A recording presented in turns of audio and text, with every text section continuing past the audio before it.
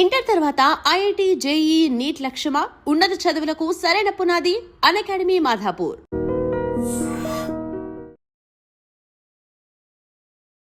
క్షేమంగా వెళ్ళి లాభంగా రండి అనే సినిమా బ్రహ్మానందం గారు, కోవై సరళ గారు అవును వాళ్ళ పేరు చేసిన ఆ కామెడీ అవును అసలు ఆ సినిమా మొత్తాన్ని అద్భుతంగా నిలబెట్టింది. కామెడీ చేయటం అంత ఈజీ కాదు సార్.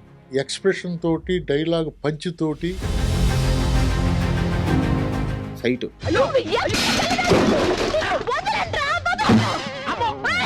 కింద పడి దుల్లి నవ్వుతాం అనమాట. సో ఎలా హ్యాండిల్ చేశారు ఆ రోజు? సరే అది రావటానికి మాత్రం వాళ్ళిద్దరు కష్టం. ఒక రోజు మీ సెట్ కి ఒక పెద్ద స్టార్ కార్ వేసుకొని వచ్చారు, చిరంజీవి గారు. పుట్టుకొచ్చాం. బయట చాలా మంది చిరంజీవి గారు సినిమా చేసిన తర్వాత డైరెక్టర్స్ ని పట్టించుకోరు, అది ఇది అని చెప్పి ఒక నెగిటివ్ టాక్. అంటే ప్రతిరోజు పిలిచి భుజం మీద చేసి కాఫీ ఇవ్వాలా ఏంటి హీరో? చిరంజీవి గారి మధ్య, దాసరి గారి మధ్య గొడవలు ఉన్నాయా? ఎందుకు ఇలాంటి ఒక నెగిటివ్ ప్రాపగండా బయటికి వెళ్ళిపోయింది? తిన్న తర్వాత అరగటానికి పనిచేసే వాళ్ళు కొంతమంది ఉంటారు, అరగటం కోసం ఇటువంటి మాటలు చెప్పుకునే వాళ్ళు కొంతమంది ఉంటారు. దాసరి గారి మరణం చుట్టూ రకరకాల కాంట్రవర్షియల్ నడుస్తూ ఉన్నాయి. అసలు ఆయన మరణం వెనక ఏం జరిగింది? ఆయన ఆపరేషన్ చేయించుకున్నారు, అది వికటించింది, పోయారు. ఇప్పుడు వాళ్ళ ఫ్యామిలీ ఎలా ఉంది? అంతా సర్దుకున్నాయా? ఒక విషయం జరిగితే దాన్ని రేటింగ్ కోసం జగపతి బాబు గారితో మీ గొడవ ఏంటి? మీకు ఎవరు చెప్తున్నారండి ఏంది అసలు? ఒకే ఒక్క పాటతో మొత్తం తెలుగు ఇండస్ట్రీని కాకుండా సౌత్ ఇండస్ట్రీని మొత్తం షేక్ చేసేశారు.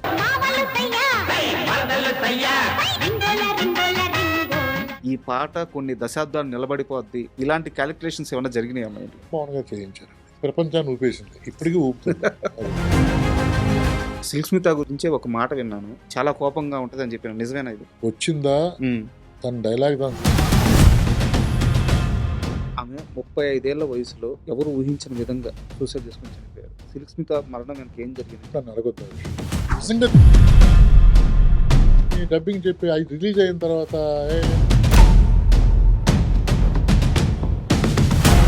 డైరెక్టర్స్ అసోసియేషన్లో ఈసీ మెంబర్గా ఉన్నాను. అవును సార్. కొన్ని రోజుల్లోనే మళ్ళీ ఎలక్షన్స్ రావాలి. అసలు ఎలక్షన్ రావాల్సిన అవసరం ఏమొచ్చింది? ఏకగ్రీవం అవ్వాలి కదా. సినిమా ఇండస్ట్రీలో డైరెక్షన్ డిపార్ట్మెంట్ చేయలేని పనులన్నీ ఈ ప్యానల్లో చేసింది. అవతల వాళ్ళు ఇంకేదో.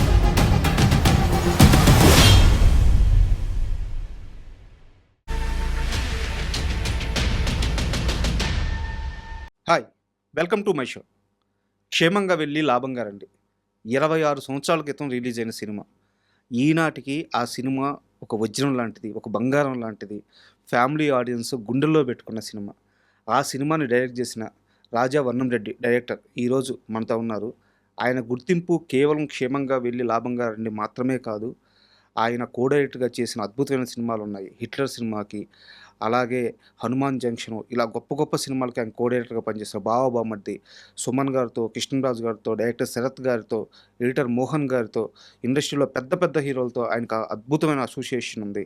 సో ఈరోజు రాజా వర్ణం రెడ్డి గారు మనతో ఉన్నారు. ఆయన్ని అడిగి ఆయన సినీ విశేషాలు, అలాగే ఇప్పుడున్న సినిమా పరిశ్రమ ఎలా జరుగుతుంది, ఏంటి, అక్కడ ఉన్న లోటుపాట్లు ఏంటి, ఇలాంటి అన్ని విషయాలు తెలుసుకుందాం. హాయ్ సార్, నమస్తే.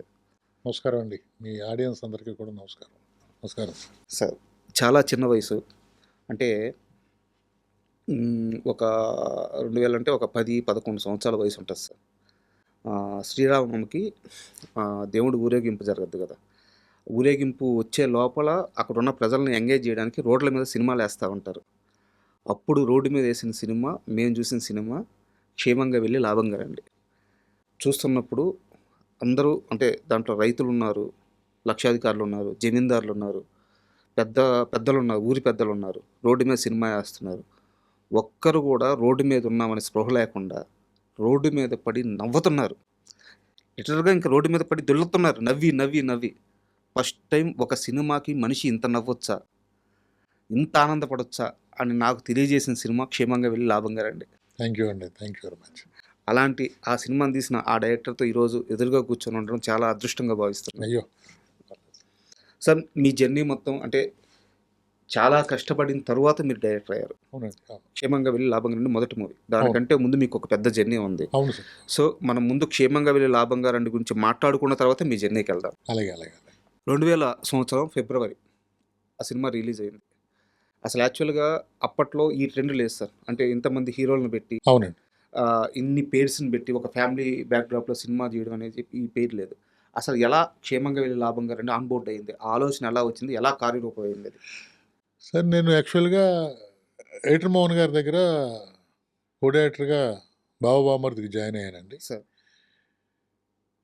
ఈ క్రెడిట్ అంతా ఈ ఆర్టిస్టులను ఎన్నుకోవటం, కథ ఎన్నుకోవటం, కథ రెడీ చేయటం అంతా మోహన్ గారి క్రెడిట్, నాదేం లేదండి. నేను హ్మ్. డైరెక్షన్ మాత్రం నేను చేశాను. హ్మ్. బట్ ఎలా అంటే సార్ ఆయన సబ్జెక్ట్‌కి కోసం హీరో గాని, హీరోల గురించి సబ్జెక్ట్ చేయడండి ఆయన. ఓకే. పలానా హీరోకి సబ్జెక్ట్ చేయమంటే ఆయన చేయరు. హ్మ్. సబ్జెక్ట్ చేసుకొని హీరోల కోసం ఎళ్ళే మనిషి ఆయన. అందరికీ తెలుసున్న మ్యాటర్ అది. హ్మ్. ఈ దానికి ఈ మూడిట్లికి ఈళ్ళైతే బావుంటారు అని డిసైడ్ చేసింది మాత్రం ఆయనేనండి. ఓకే. ఏవండీ? ఆ రోజుల్లో ఈళ్ళ ముగ్గురు హీరోలుగా చేయటం అనేది రాజేంద్ర ప్రసాద్ గారు, శ్రీకాంత్ గారు, బ్రహ్మానందం గారు చేయటం అనేది అంటే మోహన్ గారి మీదగా ఒక నమ్మకం. సారీ సార్ ఇక్కడ చిన్న ఇంటరప్ట్. అంటే ఈ జనరేషన్‌కి తెలియాలని ఒక మాట చెప్తున్నాను. ఎడిటర్ మోహన్ గారంటే ఆయన చాలా పెద్ద వ్యక్తి. చాలా పెద్ద నిర్మాత, చాలా పెద్ద ఎడిటరు. అన్నిటికి మించి ఈ జనరేషన్ అంటే ఇప్పుడు జేఎం రవి గారు ఉన్నారు కదా! వాళ్ళ ఫాదర్ ఆయన. అలాగా ఉ ఆళ్ళ దగ్గర ఉండడం నా అదృష్టం అండి. తర్వాత ఆ ఫ్యామిలీకి నేను దగ్గరవ్వటం, ఏమైనా సరే ముందు పెద్ద కొడుకుని ఎవరైనా పెద్ద కొడుకు పెళ్లి చేసి పంపుతారు. హ్మ్. అలాగే నన్ను ముందు నాకు సినిమా ఇచ్చిన తర్వాత రాజాతో చేద్దాం, రాజాని చేయమన్నారంట ముందు. ఓకే. లేదు లేదు ముందు రా రాజా గారికి ఇచ్చిన తర్వాత నేను చేస్తానన్నాడు. అలాగే నాకిచ్చిన తర్వాత నెక్స్ట్ హనుమాన్ జంక్షన్ చేశాడాయన. ఆయన మొదటి మూవీ అది. ఆయన మొదటి అది మూవీ మొదటి. 'హనుమాన్ జంక్షన్'. నా హ్మ్. మొదటి మూవీ 'క్షేమంగా వెళ్ళు'. హ్మ్. దీని తర్వాతే అది. అవును. అంటే ముందు నన్ను చేసి బయటికి పంపిన తర్వాత నేను చేస్తాను అని హ్మ్. చెప్పి ఆయన హ్మ్. చేయటం అనేది ఫ్యామిలీలో ఉన్నటువంటి ఎథిక్స్, అంతే కదా! మొరాలిటీసు. ఇప్పుడు డబ్బులు పెట్టుకోవాలంటే హ్మ్. కొడుకు కోసం పెట్టుకోవచ్చు. కొడుకు కొడుకుని లాంచ్ లాంచ్ చేసుకోవచ్చు. చేస్తారు. కానీ 9 కానీ ఏళ్లుగా నన్ను ఒక వ్యక్తి కాసుకొనున్నాడు. నా ఇంట్లో బిడ్డ అయ్యాడు. హ్మ్. అతనికి లైఫ్ ఇచ్చిన తర్వాతే సొంత బిడ్డకి ఇవ్వాలి అనుకోవడం అనుకోవడం అనేది ఎంతమంది చేయగలరన్నమాట. ఈ లైఫ్‌లో ఎవరు ఉండరండి. ఎవరు ఉండరు. అలాగే అమ్మగారు కూడా సపోర్ట్ చేశారు. అదేంటది అతను ఇంట్లో ఉంటున్నాడు. మన పెద్ద కొడుకు కింద ఉంటున్నాడు. ముందు అతనికి ఇచ్చి పంపిద్దాం. అబ్బా! తర్వాత చేద్దాం అని చెప్పి గొప్ప మనుషులు. ఫుల్ సపోర్ట్ అండి. అలాగే పాప ఉంది. అమ్మాయి రోజా. హ్మ్. అమ్మాయి డాక్టర్. మొత్తం ఫ్యామిలీ మెంబర్స్ అందరూ ఓటేసి హ్మ్. ముందు రాజాని డైరెక్షన్ చేద్దాం. తర్వాత మోహన్ గారి అబ్బాయి రాజా చేస్తాడన్న సంకల్పంతోనే నాకు డైరెక్షన్ ఇవ్వడం కారణం అండి. ఓకే.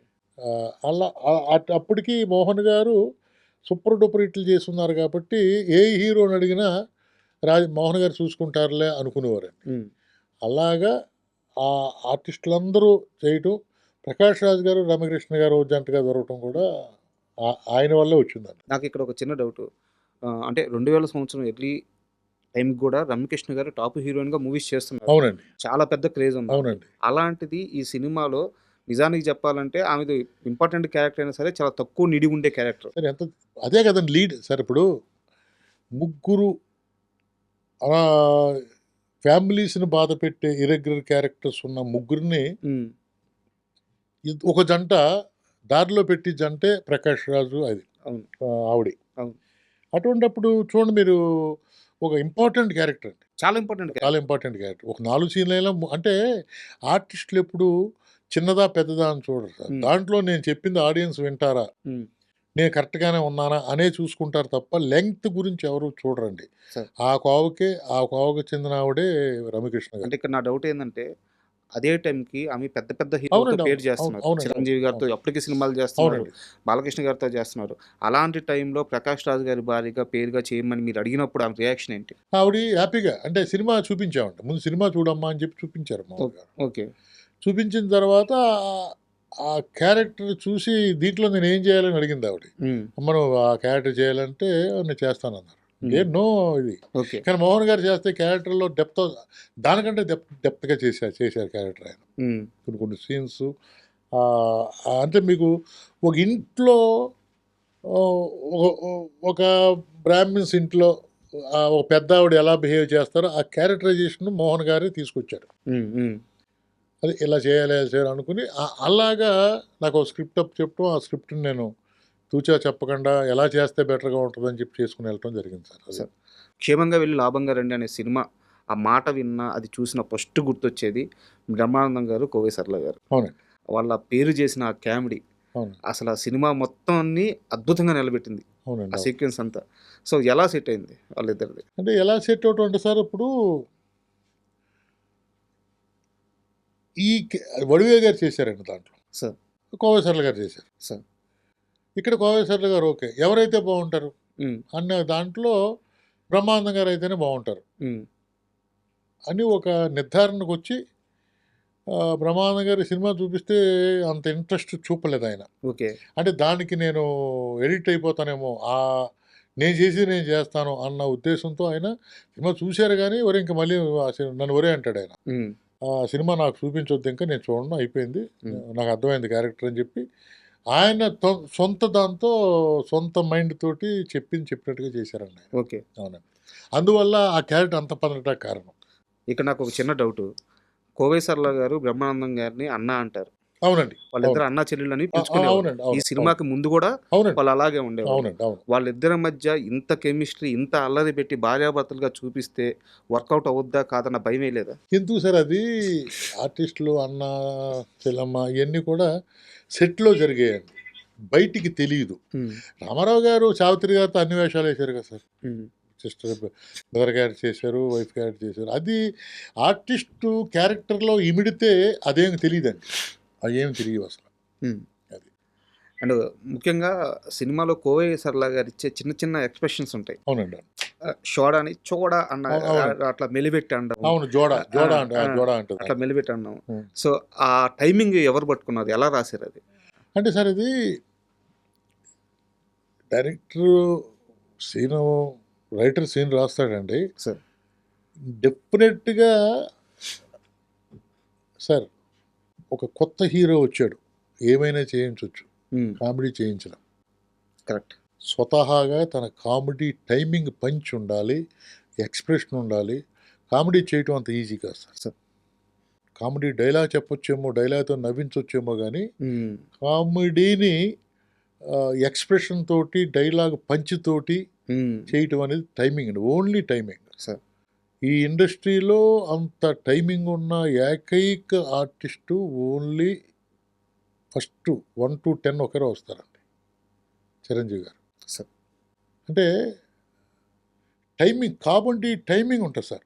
ఆ టైమింగ్‌లో పడితేనే కామెడీ పండుద్ది. కరెక్ట్. కరెక్ట్. టైమింగ్ దాటితే అది అపహాస్యం అయిపోద్దండి. అవును.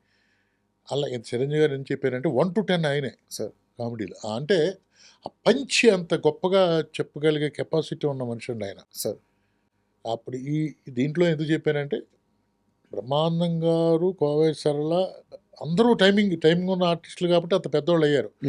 కానీ వీళ్ళందరికంటే హీరో అయ్యుండి ఆయన టైమింగ్ చాలా బాగుంటుంది. కరెక్ట్. ఎక్స్ట్రాడినరీగా ఉంటుందండి టైమింగ్. సార్ కామెడీ చేయటం మెయిన్ అందుకునే సార్ కొత్త వాళ్ళని కామెడీ చేసి పండించలేమండి. కామెడీగా ప్రూవ్ చేసుకున్నామంటే మనం వేషం ఇవ్వగలం తప్ప ఒక మనిషిని తీసుకొచ్చి కామెడీ రాని వాళ్ళని కామెడీ చేయించలేం. స్వతహాగా ఇక్కడ స్వతహాగా ఉండాలండి. ఉన్నవాడిని మనం కామెడీ చేయించగలం. సార్ ఇప్పుడు స్వతహాగా లేని హీరోని ప్రేమించడం, హీరోలో స్వతహా లేదు. చెప్పి చేయొచ్చు, యాక్షన్ చెప్పి చేయొచ్చు, డాన్స్ చెప్పి చేయొచ్చు.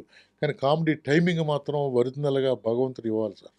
అది మాత్రం కన్ఫర్మ్. సో అక్కడ వీళ్ళిద్దరూ ఆల్రెడీ పండిపోయారు కాబట్టి ఆ కామెడీ వర్కౌట్ అయింది. బాగా పండిపోయారు. డైలాగు అటువంటి డైలాగ్ ఉంది.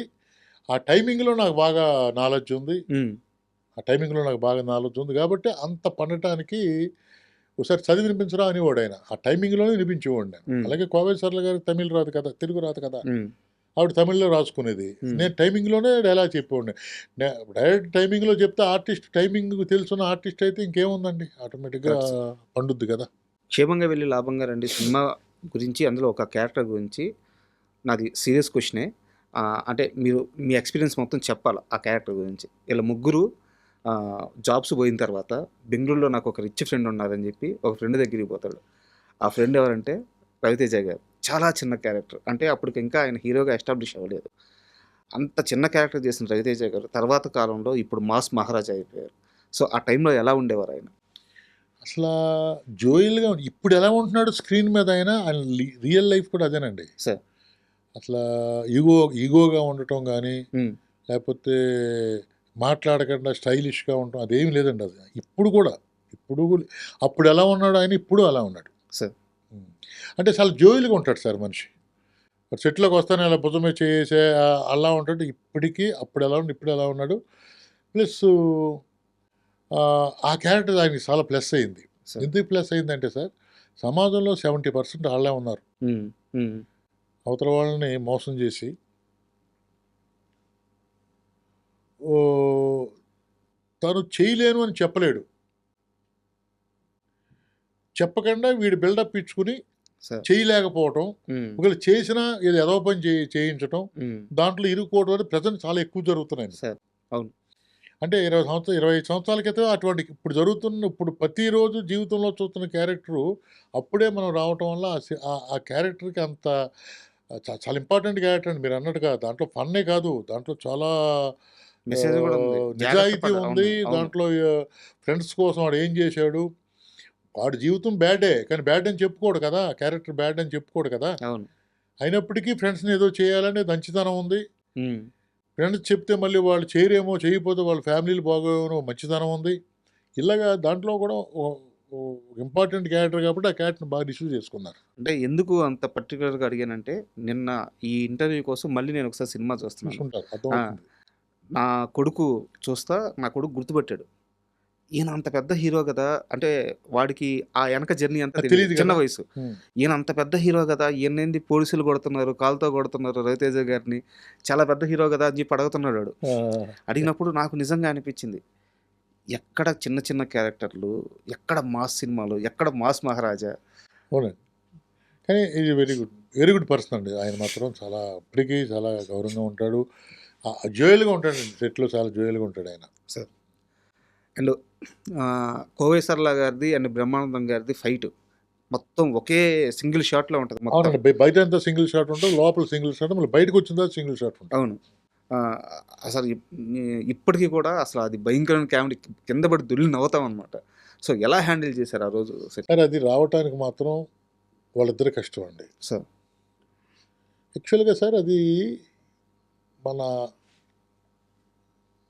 బ్రీతింగు, ఉమ్, టైమింగు, ఒకసారి చేస్తే అలసిపోయి రెండోసారి చేయలేం అనుకునే, ఇప్పుడు హీరో అనుకోండి సార్, బాగాలేదు అంటే రెండోసారి, మూడోసారి, నాలుగోసారి, 10 సార్లు లేదు 1 మోర్ చేద్దాం సార్ అంటారు. ఉమ్, ఇప్పుడు కామెడీ చేసి ఆర్టిస్టులు జనరల్గా సరిపోతులే మేము చేసాం కదా అనుకుంటారు. ఉమ్, ఉమ్, కానీ దానికి మాత్రం చెప్పాలండి, ఇద్దరికీ హ్యాట్స్ ఆఫ్ అండి. బ్రహ్మానందం గారు ఫస్ట్ చేసారండి వాళ్ళు.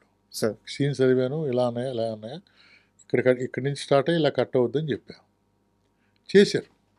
చేసిన తర్వాత నాకైతే అది నచ్చలేదు సార్. నా సార్. ముఖం చూసి ఏంటి అలా ఉన్నావేంట్రా అని అడిగాడు. ఉమ్, నాకు అంతగా లేదు, చేస్తే బెటర్గా ఉంటుంది. ఉమ్, చెప్పు, దాంతో మాట చెప్పు అన్న, అంటే ఆవిడతో మాట చెప్పు అని. ఉమ్, సరే ఇలా సరే అన్నారు. ఇద్దరు చూసుకున్నారు, చేద్దాం అనుకున్నారు. ఉమ్, ఏం కావాలో చెప్పు అన్నారు. చెప్పాను, అన్న దాంట్లో సరైన ఇది లేదు, ఏదో చేసేసామన్నట్టుగా ఉంది నాకు, ఇది చేశారు. సార్. అంటే ఫస్ట్ సెకండ్ సైడ్ చేయడమే గొప్ప. అంటే మనిషి అలసిపోతాడు కదా. అవును. 10 నిమిషాలు టైం ఇమ్మన్నారు, ఇచ్చారు, చేశారు. సెకండ్ టైం కూడా నా ముఖం హ్యాపీగా ఓకే అని చెప్పలేకపోయాను. ఉమ్, పిలిచాడు, ఏంటి ఓకే చెప్పలేదేంటి అని అన్నా. లేదన్నయ్య, నాకు ఏదో ఏదో ఏదో మిస్ అవుతుందన్నయ్య, ఇది చాలా ఇంపార్టెంట్ సీను, ఇది జీవితంలో సినిమా చరిత్ర ఉన్నంతకాలం నిలిచిపోయే సీన్ ఇది. కరెక్ట్. ఎందుకంటే ఒక భార్య మొగుడు చేస్తున్న తప్పుడు పనులు బరాయించి ఒక్కసారిగా బరస్ట్ అవుద్ది. అరెస్ట్ అవుద్ది. అది జీవితంలో రేపొద్దుట అదిగో అలా అలా ఉంటుంది తెలుసా అన్నట్టుగా ఉండాలి సీను, అని ఏదో మిస్ అవుతుందన్న. సరే ఇల్లు అన్నాడు. వాళ్ళిద్దరు ఏం మాట్లాడుకున్నారో తెలియదు. మోహన్ గారు ఏంటి అన్నారు. ఒక 1 మోర్ చేద్దాం, చేయాలి 1 మోర్ చేయాలి అన్నారు ఆయన. అంటే రా అంటే వెళ్ళా, ఒకసారి చేసి చూపించరా. అంటే మీ మైండ్లో ఏముందో. పని ప్రసాద్ అని చెప్పి ఆయన లేడు, ఇప్పుడు కాలం చేశాను, నాకు బెస్ట్ ఫ్రెండ్ అండి. స్టేజ్ మీద మీ ఇద్దరం కో ఆర్టిస్టులు. సార్. అతను మనిషిని చూడటాకే నడక అది కామెడీ టింజ్లో ఉంటాడు అతను. మేమిద్దరం కలిపి, నేను బ్రహ్మానందం, తను కోవై సరళ, చేసి చూపించాను. ఓకే. చేసి చెప్తే ఓకే అన్నారు. వాళ్ళిద్దరు 10 నిమిషాలు టైం ఇమ్మన్నారు. ఏదో మాట్లాడుకున్నారు. అలా తిరిగారు, పైకి వెళ్ళారు, అలా చేశారు, ఇలా చేశారు. ఓకే టేక్ అన్నారు, చేశారు. అదే దాంట్లో ఉంది సినిమాలో. సో ఆ ఫైనల్ షాట్ అది ఫైనల్ షాట్ ఏమో సినిమాలో ఉంది. మేము చేసి చూపించింది. అంటే వాళ్ళు చేసినప్పుడు నుయ్యి ఎక్కుతాం లేదు, బకెట్ అనటం లేదు. ఇవన్నీ కూడా నేను ఆడు కలిసి ఇలారా ఇక్కడ పైకి ఎక్కుతావు నువ్వు, తన్నేస్తావు, అలా జంప్ చేస్తావు, అదే అడ్డు ఉంటుంది, అడ్డు పట్టుకుంటావు, ఇలా మళ్ళీ కర్ర తీసుకుంటావు, ఇవన్నీ అనుకుని అయితే వాళ్ళిద్దరూ ఎస్టీ చేశారండి. ఎస్టీ చేశారు. యాస్టీస్ కంటే 10% ఎక్కువే చేశారు. అది అప్పుడు ఓకే అయింది సార్. ఈ మొత్తం సీన్ని ఒక పెద్ద ఆయన పక్క నుంచి గమనిస్తా అది కరెక్ట్గా అదే టైంలో రామానాయుడు గారు లోపలికి వచ్చి అంటే జనరల్గా ఇటువంటి సీన్కి అయితే అరుపులు ఉంటాయి, అరుపులు ఉంటాయి, కాముగా ఉండదు కదా, అరుపులు ఉంటాయి, జనాలు నవ్వుతారు, క్లాప్స్ కొడతారు. ఈ ఎడావిడ అంటే చూస్తే ఎవరు ఇద్దరు కొట్టుకుంటున్నారు సెట్లో అన్న ఫీలింగ్ వచ్చింది ఆయనకి. వెళ్తూ కారే పురే అంటే లోపల గ్లాసెస్ ఉన్నా గొడవ వినపడుతుంది. అంటే ఎంత గట్టిగా జరుగుతుందో గొడవ చూడండి. ఆపి గొడవ చూడడానికి దిగిపోయాడు ఆయన. దిగి చూస్తే ఏంటి ఏంటి ఏంటి అని ముందుకు వస్తే సార్ రిహార్సల్ చేసి చూపిస్తున్నాడు రాజేంద్ర రెడ్డి గారు. ఆయన స్టూడియోలోనే సెట్ చేశాను. అయ్యే వరకు ఉండి ఆయన వచ్చి నన్ను ఆశీర్వదించి వెళ్ళాడు. నెక్స్ట్ నా సినిమా చేద్దిగానే సినిమా సురేష్లో సినిమా చేద్దిగానే అని అన్నారన్నమాట. అది అదొక మెమరీ అండి. సురేష్ ప్రొడక్షన్స్లో వర్క్ చేసిన చాలామంది డైరెక్టర్స్ని నేను ఈ మధ్య ఇంటర్వ్యూ చేశాను. వాళ్ళందరూ రామానాయుడు గారి గురించి చెప్తున్న మాట ఏంటంటే, పని చేసేటప్పుడు ఆయనకి ఎంత ఒక చిన్న స్పార్క్, వీడు కష్టపడుతున్నాడు అని ఆయనకి తెలిస్తే వచ్చి పర్సనల్గా భుజం మీద చేసి మాట్లాడి వెళ్తారు. లైఫ్ ఇస్తాడు సార్ ఆయన. లైఫ్ ఇచ్చి ఆయన భుజం మీద చేసి మాట్లాడాడు అంటే వాళ్ళ లైఫ్ మారిపోయిందని అర్థం. అవునండి. ఆయన కూడా నన్ను నెక్స్ట్ సినిమా చేద్దాం అన్నారు, 2 సబ్జెక్టులో కూర్చోబెట్టారు. అనుకోకుండా అది అలాగా ప్రొలాంగ్ అయింది, చేయలేకపోయాను. క్షేమంగా వెళ్ళి లాభంగా రండి సినిమా షూటింగ్ నడుస్తుంది. ఒకరోజు ఆల్మోస్ట్ అర్ధరాత్రి అనొచ్చు, 10-11 దాటిపోయింది. మీ సెట్కి ఒక పెద్ద స్టార్ శ్రీకాంత్ గారి కోసం కారు వేసుకొని వచ్చారు. ఎవరో గుర్తున్నారా మీకు? చిరంజీవి గారు అండి. శ్రీకాంత్ గారి కోసం కాదు సార్. అంటే శ్రీకాంత్ ఆయన బాగా అన్నయ్య అంటారు ఫ్రెండ్స్. మోహన్ గారి బర్త్డే. ఓకే. ఆ రోజు మేము సెట్లో ఉన్నామండి. ఆయన వస్తున్నారని తెలియదు మాకు. కరెక్ట్. ఆయన ఎంక్వైరీ చేసినట్టున్నారు, ఇలా మోహన్ గారి బర్త్డే కదా, ఎక్కడ ఉన్నారు అడిగినట్టున్నారు. సెట్లో ఉన్నారని చెప్పి తెలిసింది. సెట్కి వచ్చారు ఆయన. ఓకే. సెట్కి వస్తూ మేమందరూ వండర్ అయ్యామండి. సెట్కి రావటం, వండర్ అవటం, కేక్ కట్ చేయటం. ఆ ఫొటోస్ కూడా ఉన్నాయి మీకు. మొన్న నేను ఫేస్బుక్లో పెట్టా. ఆయన మేము సెట్లో ఉండగా ఆయన వచ్చి మోహన్ గారి కేక్ కట్ చేయటం, నోట్లో మోహన్ గారికి ఆయన కేక్ పెట్టడం, ఇన్ని కొత్త ఫొటోస్ ఉన్నాయి దగ్గర. చిరంజీవి గారు అంటే ఎందుకు అంత అటాచ్మెంట్? అటాచ్మెంట్ అంటే సార్, చిరంజీవి గారికి అటాచ్మెంట్ ఏముంది సార్, ఆయన హిట్లర్ అనే సినిమా ప్రొడ్యూసరు, పెద్ద ఆయన, గౌరవం ఇవ్వాలి. ఆయన బర్త్డే మద్రాసులో ఉంటే మనం వెళ్ళొచ్చు, వెళ్ళలేకపోవచ్చు. ఇక్కడ హైదరాబాద్లోనే ఉన్నారు, ఏముంది వెళ్ళి 10 నిమిషాలు కనిపించొద్దాం అనే ఆయనలో ఉన్నటువంటి మంచితనం సార్. బయట చాలామంది చిరంజీవి గారు సినిమా చేసిన తర్వాత డైరెక్టర్స్ని పట్టించుకోరు, అది ఇది అని చెప్పి ఒక నెగిటివ్ టాక్ స్ప్రెడ్ చేస్తారు. ఎంత బ్యాడ్ అండి, ఎందుకు పట్టించుకోరండి హీరోస్?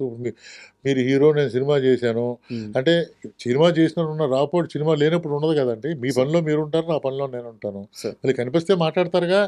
అంటే ప్రతిరోజు పిలిచి భుజం మీద చేసి కాఫీ ఇవ్వాలా ఏంటి హీరో? నెగిటివ్గా అలాగే చెప్పుకుంటూ ఉంటారు సార్. సంజీవ్ గారు డైరెక్టర్ చూడరు, పొట్టు అదంతా రాంగ్ అండి, రాంగ్ న్యూస్. ఎవరో బతాకాని ఏం పని లేకుండా భోంచేసి అరిగే వరకు చెప్పుకునే కౌరులు తప్పండి. చిరంజీవి గారు డైరెక్టర్ చూడు, ప్రొడ్యూసర్ చూడు, అసలు హీరో అన్నవాడు అసలు వాళ్ళు ఉండరు. అసలు చిరంజీవి గారు అటువంటి మనిషే కాదు. ఎవరైనా ఉంటే ఉన్నారేమో, కానీ చిరంజీవి గారు అటువంటి మనిషే కాదు. ఆయన ఉంటా ఈ స్థాయి, ఆయన స్థాయి ఏంటండి ఈ రోజుని? చిరంజీవి గారి గురించి పేరు తలుచుకుంటా కూడా అర్హత ఉండే మనిషి అయ్యాడు ఆయన. కొన్ని లక్షల మంది, కోట్ల అంటే చిరంజీవి గారిని ఒక మాట అన్నా తలుచుకున్నా నీకు అర్హత కావాలి. ఆ స్టేజ్లో ఉన్న ఆయన్ని పట్టించుకోరు, గిట్టించుకోరు అంటే ఎంత ట్రాష్ అండి. ఆ మాటలు పట్టించుకోకూడదు, అనవసరం. సార్ క్షేమంగా వెళ్ళి లాభంగా రండి బడ్జెట్ ఎంత అయింది, అప్పుడు ఎంత కలెక్ట్ చేసింది? అంటే సార్ నేను బడ్జెట్ ఎంత అయిందో నేను చెప్పలేను. కారణం అంటే మోహన్ గారు స్క్రీన్లో కనిపించడానికి ఎంతైనా ఖర్చు పెడతారు. కానీ ఆ రోజుల్లో అది 18 కోట్లు కలెక్ట్ చేసిందని చెప్పి, అంటే షేరే 18 కోట్లు అని చెప్పి డిస్ట్రిబ్యూటర్ చెప్తారు. అంటే అప్పుడు 18 కోట్లు అంటే ఇప్పుడు 10 టైమ్స్ అండి. అంతే కదా సార్, 10 టైమ్స్. అంటే సుమారుగా 300-400 కోట్లు ఇప్పుడైతే. శ్రీకాంత్ గారి రియాక్షన్ ఏంటి అంత పెద్ద హిట్ వచ్చాక? అంటే సార్ సరే, మంచి మంచి ఇప్పటికీ భయ్యా భయ్యా అనుకుంటాము. ఆయన మంచి రియాక్షన్ అండి, హ్యాపీ కదా సార్. ఒక సినిమా హిట్ అయితే హీరోకి ఎంత హ్యాపీ సార్, చాలా హ్యాపీ అండి. ఇప్పటికి రాజేంద్ర కుమార్ గారు కూడా నన్ను అన్నయ్య అంటాను, తమ్ముడు అంటాడు. రాజేంద్ర ప్రసాద్ గారు. రాజేంద్ర ప్రసాద్ ఆయన కూడా చాలా హ్యాపీ అండి. ఒక పెద్ద హిట్ కదా సార్, అవును అవును సూపర్ హిట్ కదా సార్. అవును. హిట్లర్ సినిమా ఒప్పుకునే ముందు చిరంజీవి గారు సక్సెస్ పరంగా కాస్త బ్రేక్ తీసుకోన్నారు. అసలు ఎలా ఉండింది ఆయన ఆ సినిమాకు ఒప్పుకునే ముందు ఆయన మైండ్ సెట్ ఎలా ఉండింది? మీకు పెట్టిన కండిషన్స్ ఏంటి, ఏం మాట్లాడారు? అదే కండిషన్స్లో ఏం లేవు సార్. మోహన్ గారి దగ్గర ఆయన ఏం మాట్లాడుకున్నారో తెలీదు. మోహన్ గారు దేవి శ్రీదేవిలో చిరంజీవి గారు సినిమా చూశారు. సార్ ఆ సినిమాకి నేను కూడా వెళ్ళాను సినిమా చూసినప్పుడు. అలాగే రాజా కూడా వచ్చాడు. సార్ సినిమా కూర్చున్న తర్వాత ఎడిటర్ మోహన్ గారు వెళ్ళిపోయారు. సినిమా చూశారు, అందరూ బాగుంది అనుకున్నారు. అప్పటికి చిరంజీవి గారు ఎవరో నాకు తెలియదు కదా, మేము ఎవరో స్టాఫ్ లెక్క ఆయనకి. తర్వాత ఒక 15 రోజులకి చిరంజీవి గారు సినిమా చేస్తున్నారయ్యా అంటాం. ఫస్ట్ చిరంజీవి గారి పరిచయం నాకు, అంటే చాలాసార్లు చూశాను, నమస్కారాలు పెట్టాను, నమస్కారం సార్ అన్న ఇవన్నీ జరిగిపోగా ఫస్ట్ టైం ఏంటంటే ఎడిటర్ మోహన్ గారు తీసుకొచ్చి నా కో డైరెక్టరు తను రాజా అని చెప్పి ఫలానా సినిమాలు చేశాడని చెప్పి పరిచయం చేసి ఆయన ఎయిర్పోర్ట్కి వెళ్తున్నారు సార్. ఆ మోహన్ గారు కారులో వచ్చారు కదా, ఓకే మీ కార్ను ఫాలో అవ్వమనండి అని చెప్పి ఆయన మా మోహన్ గారు వెనకాల సీట్లో కూర్చొని ఫ్రంట్ సీట్లో నేను కూర్చొని ఎయిర్పోర్ట్ వరకు వెళ్ళావు. దట్ ఈజ్ మెమరీ అండి. ఫస్ట్ చిరంజీవి గారు ఇంటికి వెళ్ళటం ఒక మెమరీ. వెళ్తూనే ఆయన కారులో ఎయిర్పోర్ట్ వరకు ఈ సినిమా గురించి మాట్లాడుకుంటూ షెడ్యూల్ ఎలాగేయాలి ఏంటి అన్ని ఆయన నాకు చెప్పటం. ఆడపిల్లలు 5 సిస్టర్స్ ఏ విధంగా ఉండాలి, ఎంత జాగ్రత్తగా ఉండాలి, ఎలా జడలు వేసుకోవాలి, ఎలాగా డ్రెస్సింగ్ ఉండాలి, చూడగానే మన ఇంట్లో అమ్మాయిలాగా ఉండాలి, మన మధ్యలో తిరుగుతున్న అమ్మాయిలాగా ఉండాలి, ప్రతి ఓడికి వాళ్ళ సిస్టరో లేకపోతే మేనగోళ్ళో లేకపోతే వాళ్ళ పక్కింటి వాళ్ళ చిన్నాన్న కూతురు గుర్తు రావాలి అని నాకు ఆయన చెప్పటం. ఇవన్నీ కూడా ఆ కారులో ఇక్కడి నుంచి ఎయిర్పోర్ట్కి వెళ్ళి దారిలో జరిగిపోయిందండి సార్. నా అదృష్టం ఏంటంటే ఎడిటర్ మోహన్ గారి దగ్గర నేను ఉండటం, ఆయనకు గౌరవం ఉంది. ఆయన దగ్గర కూడా ఏంటంటే డిఫరెంట్గా ఆయనకి ఇచ్చే గౌరవంలో 50% గౌరవం ఉంటుంది. దానితోడు ఏంటంటే ఎవరిని కూడా కష్టపడే వ్యక్తిని ఎవరిని కూడా హీనంగా చూసే మెంటాలిటీ కానీ చిరంజీవి గారు అక్కడ హీరో అవటం. దానితోడు దాసనారాయణ గారు ఫాదర్ క్యారెక్టర్. అండ్ మీరు ఆ సినిమాకు పనిచేశారు కాబట్టి ఒక సీరియస్ క్వశ్చన్స్ అవి చాలామంది క్లారిటీ రావాలి, అందుకే అడుగుతున్నాను. దాసరి నారాయణరావు గారితో మీకున్న అసోసియేషన్ మామూలుది కాదు. అవునండి. ఆయన హిట్లర్ సినిమాలో ఫాదర్ క్యారెక్టర్ చేశారు, చిరంజీవి గారు హీరోగా చేశారు, మీరు ఆ సినిమాకి కో డైరెక్టర్.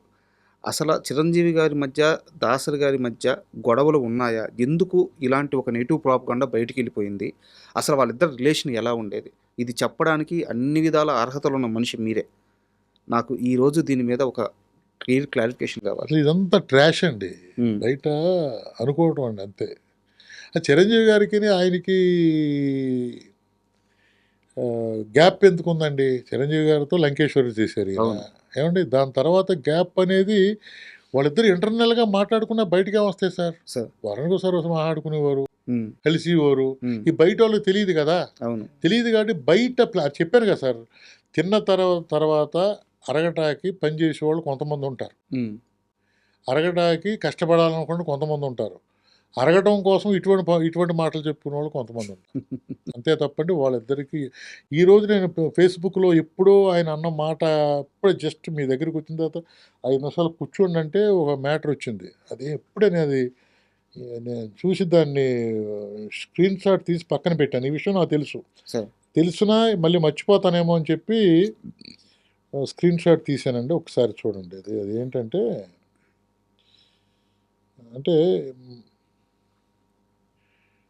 చిరంజీవి గారు హీరో మాత్రమే కాదు, ఆయన ఒక సినీ కార్మికుడు, కళా కార్మికుడు, కష్టజీవి. 1 నుండి 10 వరకు చిరంజీవే, ఆ తర్వాతే ఎవరైనా. దర్శకరత్న దాసనారాయణరావు. ఇండస్ట్రీలో 1 నుంచి 10 ఇదిగోండి, నేను ఇప్పుడే మీ దగ్గరికి వచ్చిన తర్వాత కాఫీ తాగే టైంలో స్క్రీన్ షాట్ తీసి పెట్టుకున్నా.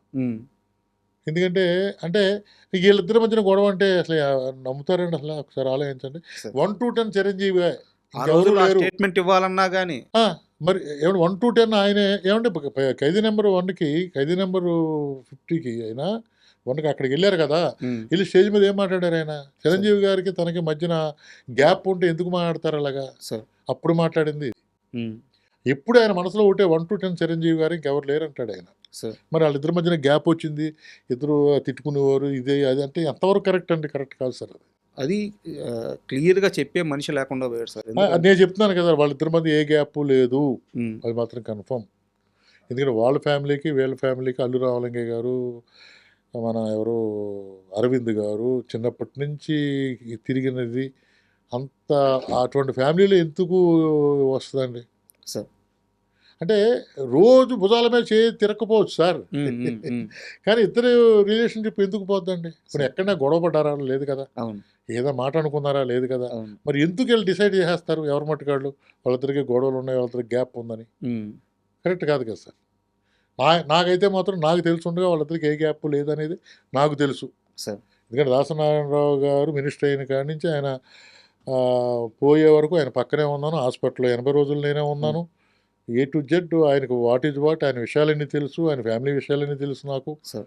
ఆయన కొన్ని విషయాలు ఎవరికీ చెప్పని విషయాలు నాకు చెప్పిన రోజులు ఉన్నాయి. సార్. కాబట్టి ఆయన ఎప్పుడు చూసినా సార్ ఆయన ఒక విషయం చెప్పాలి సార్ ఆడియన్స్కి. రాత్రి 2:30, 3 వరకు సినిమాలు చూసేవారండి ఆయన, దాసరి గారు. దాసరి గారు. ఉమ్, అప్పటి వరకు మేము ఉండేవాళ్ళం, ఉమ్, నేను రాజేంద్ర. ఆయన వెళ్ళమని వరకు వెళ్ళేవాళ్ళం కాదు. సార్. ఇంకా బయలుదేరండి అయ్యా అనేవారు 2:30కి, ఉమ్, 2:30కి. ఇప్పుడు ఎప్పుడన్నా ఆయన చిరంజీవి గారు సినిమా చూశారనుకోండి, సార్. కష్టపడ్డాడయా ఉమ్, ఇలాగనేది. ఉమ్, ఎవరు లేరు అంత కష్టపడ్డ వ్యక్తి, ఉమ్. అంత కష్టంతో పైకి వచ్చిన మనిషి. ఓపెన్గా చెప్పేవారు. ఓపెన్గా మాతో ఉమ్, సపోజ్ ఆ సినిమా అప్పుడే ఇన్సిడెంట్ జరిగింది అనుకోండి, అది కూడా గుర్చేసేవారు. ఉమ్. అప్పుడు అలా జరిగింది, ఇలా జరిగింది. వాళ్ళు తిరుమల గొడవలు అనేది అంత ట్రాష్ అనేది నమ్మొద్దు. సార్, ఇంకో కాంట్రవర్సీ కూడా దాసరి గారి చుట్టూ నడుస్తూ ఉంది. దాసరి గారి మరణం చుట్టూ బయటికి ఏదేదో ఆయన ఆ మెడిసిన్ వాడేదో, ఆ ట్యాబ్లెట్స్ వాడేదో, ఆపరేషన్ చేయించుకున్నారు, ఇలా రకరకాల కాంట్రవర్సీలు నడుస్తూ ఉన్నాయి. యాక్చువల్గా నేను దాసరి గారి బిడ్డల ఇంటర్వ్యూ కోసం, వాళ్ళ కొడుకుల ఇంటర్వ్యూ కోసం సంవత్సరం రోజులుగా ట్రై చేస్తున్నాను. చాలా క్లారిఫికేషన్స్ కావాలి. అంత పెద్ద డైరెక్టర్, దర్శకరత్న, ఆయన చుట్టూ ఎలాంటి నెగిటివ్ ప్రాపకుండా జరగకూడదు అన్నది నా అభిప్రాయం. ఆయన మరణం మీద మాత్రం ఇప్పటికీ అది అలాగే ఉండిపోయింది. అసలు ఆయన మరణం వెనక ఏం జరిగింది? ఏం జరుగుతుంది అంత, అది కూడా చెప్తున్నాడు కదా సార్. ఇప్పుడు రకరకాలుగా మాట్లాడుతారు. ఆయన ఆపరేషన్ చేయించుకున్నారు, ఉమ్, అది వికటించింది, ఉమ్, పోయారు అంతే. దాంట్లో వెనకాల వాళ్ళు ఉన్నారు, వీళ్ళు ఉన్నారు అనేది ఇదంతా ఉత్తిదేనండి ఉమ్. ఇంతవరకు. దాంట్లో వేరే లేదు నాకు తెలుసున్నంత వరకు. కానీ నాకు తెలియదు ఏమైనా జరిగిందేమో. నీకు తెలియదు ఏముంది? మొత్తం ఇండస్ట్రీలో దాసరి గారి గురించి చెప్పాలి అంటే రాజా చెప్తాడు, రాజా వనంరెడ్డి చెప్తాడు. ఎందుకంటే చివరి రోజుల్లో పక్కన ఉంది ఆయనే. అండ్ శివాజీ రాజా గారు వచ్చారు నా ఇంటర్వ్యూకి.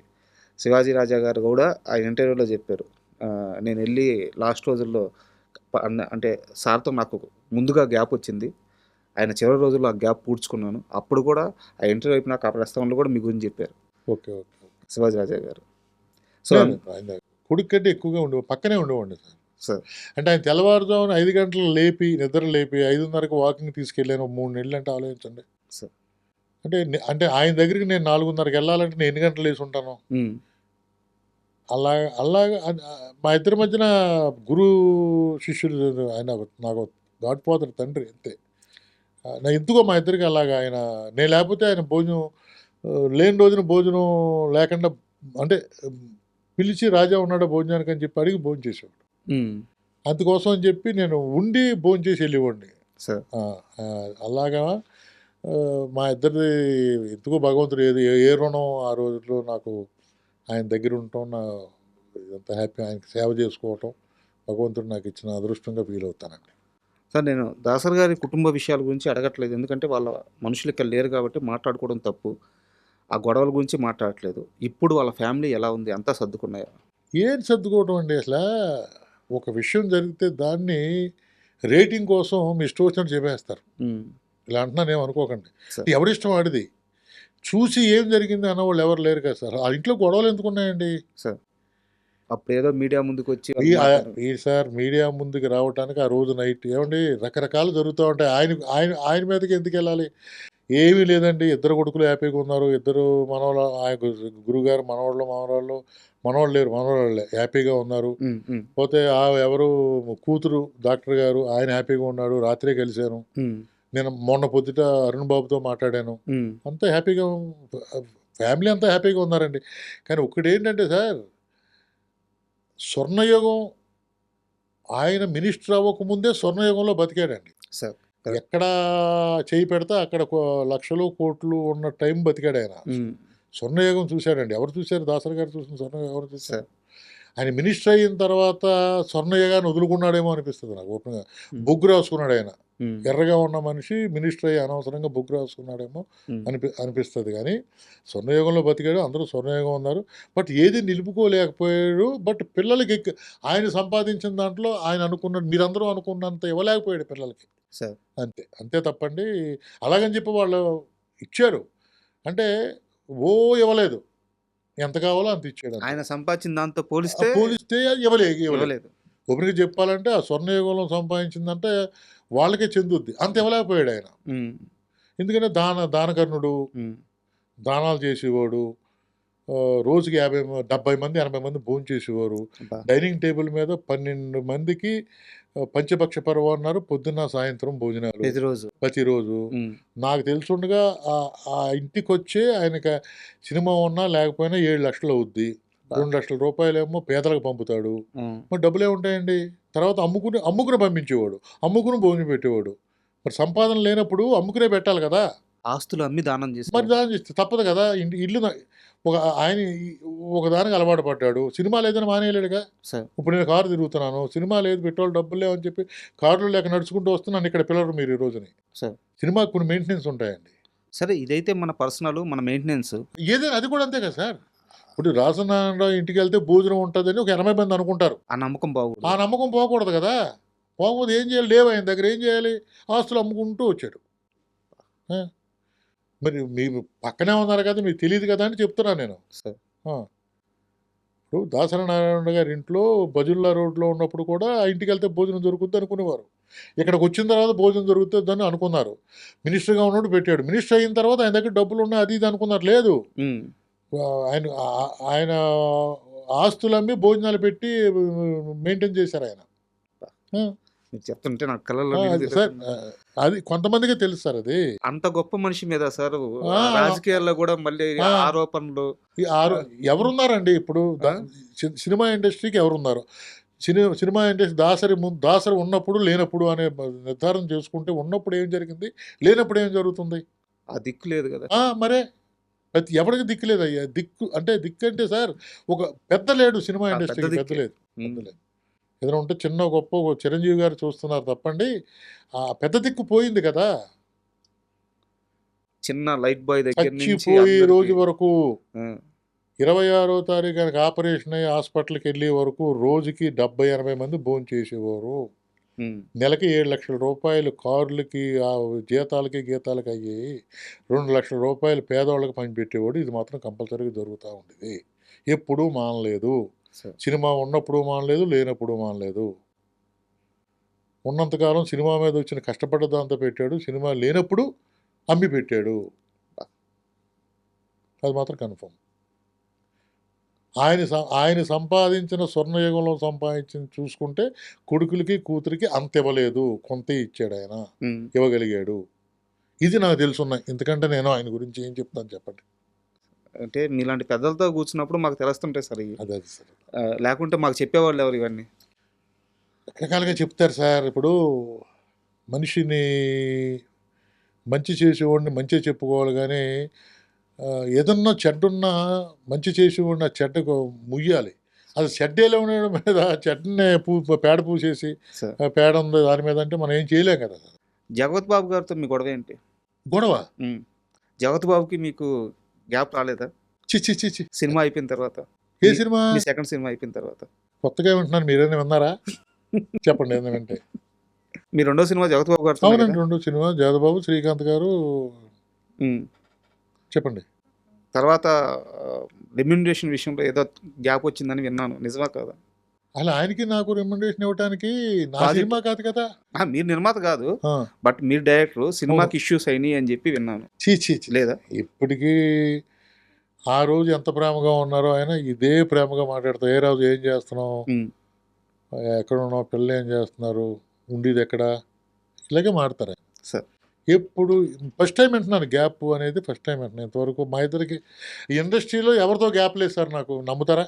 ఉమ్, ఒక అసిస్టెంట్ డైరెక్టర్తో కానీ, ఒక ఆర్టిస్ట్తో కానీ, ఒక ప్రొడ్యూసర్తో కానీ ఉమ్, ఎవరితో గ్యాప్ లేదు నాకు. సార్. నేను సినిమా చేసినప్పుడు ఎలా మాట్లాడతారో ప్రొడ్యూసర్ ఆర్టిస్టులు, ఉమ్, కనిపించినప్పుడు కూడా అలాగే మాట్లాడతారు. సార్. అది. అండ్ మామూలుగా సినిమాలో ఒక పెద్ద స్టార్ను పెట్టుకొని ఇండస్ట్రీని షేక్ చేయడం వేరు, అవునండి. లేదా ఒక మంచి కథ పెట్టుకొని స్టార్ అంటే పెద్ద పెద్ద ఆర్టిస్టులను పెట్టుకొని ఇండస్ట్రీని షేక్ చేయడం వేరు. ఒకే ఒక్క పాటతో మొత్తం తెలుగు ఇండస్ట్రీని కాకుండా సౌత్ ఇండస్ట్రీని మొత్తం షేక్ చేసేశారు బావ బామర్ది సినిమాలో సిల్క్ స్మిత సాంగ్. అవునండి. సో ఆ సాంగ్ మేకింగ్ అప్పుడు మీరు ఆ సినిమాకి వర్క్ చేశారు. ఆ సాంగ్ మేకింగ్ అప్పుడు కానీ, ఆ సినిమా చేసేటప్పుడు కానీ, ఈ పాట కొన్ని దశాబ్దాలు నిలబడిపోద్ది, మాస్ ఆడియన్స్లో ఒక ఊపు ఊపేస్తుంది, ఇలాంటి క్యాలిక్యులేషన్స్ ఏమైనా జరిగినాయి మైండ్లో? సరే, ఇది పాట నా చిన్నప్పటి నుంచి వింటున్నానండి. ఏంటంటే ఈ సాంగ్ చెయ్యాలి, సాంగ్ వినిపించాను. సార్. రమేష్ అని చెప్పి ఇంకో కోడైరెక్టర్ గారు ఉన్నారండి. అప్పుడు ఈ సాంగ్ మా ప్రభల్లో ఉంటుంది, కృష్ణా జిల్లా అని చెప్పి ఆయన పడితే, కాదయ్య బాబు కృష్ణా జిల్లా అంటే మా భోగం మేళాలు ఉంటాయి కదా ఈస్ట్ గోదావరిలో, అక్కడ పాడతారని చెప్పి పాట వినిపించాం. ఓకే, యాజ్ ఇట్ ఈస్గా ఉంటుంది సార్ అక్కడ ఆ పాట ఇలాగే ఉంటుందా? యాస్టీస్గా ఉండదండి. ఉంటాయి, బూత్ ఉంటుంది. ఓకే. దాంట్లో బూత్ ఉంటుంది, పచ్చి బూత్ ఉంటుంది. భోగం మేళాలో పాడే. భోగం మేళ పచ్చి బూత్ ఉంటుంది. బూత్ తర్వాత ఆ పాట ఉంటుంది అనుకుంటే, ఈ పాట మోహన్ గారికి నచ్చింది. అలాగే మోహన్ గారి పార్ట్నర్ ఉన్నారు సీఎం కృష్ణ గారు అని. సార్. ఇద్దరికి నచ్చి ఈ పాట చేయాలని చెప్పి కోటితో చెప్పారు. కోటి అంత ఇంట్రెస్ట్ చూపించలేదు. అప్పుడు కోటి గారు, రాజు గారు అంత ఇంట్రెస్ట్ లేదు, చూపించలా. లేదు చాలా బాగుంటుంది, దీన్ని ఏ విధంగా చేయాలని చెప్పి మోహన్ గారు పట్టుబడి మోహన్ గారు చేయించారండి. అది ప్రపంచాన్ని ఊపేసింది, ఇప్పటికీ ఊపుతుంది. అదే సార్. సిల్క్ స్మిత గారు ఎలా ఉండేవారు సార్ సెట్? అయ్యో, నేనంటే చాలా ప్రాణం అండి ఆవిడకి. చాలా అసలు లెలిన్ అనేది ఆవిడ. నన్ను ఎందుకనేది తెలియదు. గడ్డమది చూసి లెలిన్ బాగున్నావా అనేది వచ్చేటప్పుడు భుజం మీద చేసి సెట్లో తీసుకుంటూ వెళ్ళేది ఆవిడ. ఆవిడ ఫస్ట్ డబ్బింగ్ చెప్పమని అడిగారు మోహన్ గారు. నేను చెప్పలేను సార్ డబ్బింగు, రాజా నువ్వు దగ్గరుంటావా, నువ్వు చెప్పిస్తే నేను చెప్తాను. అమ్మాయి మాడ్యులేషన్ ఎవరు చెప్పక్కర్లేదండి. అమ్మాయి ఒరిజినల్గా మాట్లాడిన మాటలే ఇవి, సినిమా కోసం మాట్లాడిన మాటలే కాదు, మామూలుగానే అలాగే మాట్లాడతావు. లేదమ్మా నువ్వు మాట్లాడితే చాలా బాగుంటుంది, నిజంగానా రాజా, నాకు చాలా ఇష్టంగా ఉంటుందండి ఆవిడ. అంతే ఒక ఓపెన్గా చెప్పాలంటే ఒక బ్రదర్ ఎఫెక్షన్ కంటే ఎక్కువగా ఉండేది. సెట్లో రాగానే ఎక్కడ రాజా ఎక్కడైనా భుజం పిలిపించుకుని అంత మాట్లాడి ఆ రోజు సీన్ గురించి మాట్లాడి ఎలా చేద్దాం ఏం చేద్దాం అని కూడా డిస్కస్ చేసేది. అంటే స్టేజ్ నుంచి వచ్చానని తెలుసు ఆవిడకి. దాంతో ఎక్కడో ఒక సాఫ్ట్ కార్నర్, అతను బాగా చేస్తున్నాడు కదా అనుకుందో ఏమను, బాగా ఇదిగా ఉండదు. బ్రదర్ కంటే ఎక్కువ చూసుకునేదండి ఆవిడ.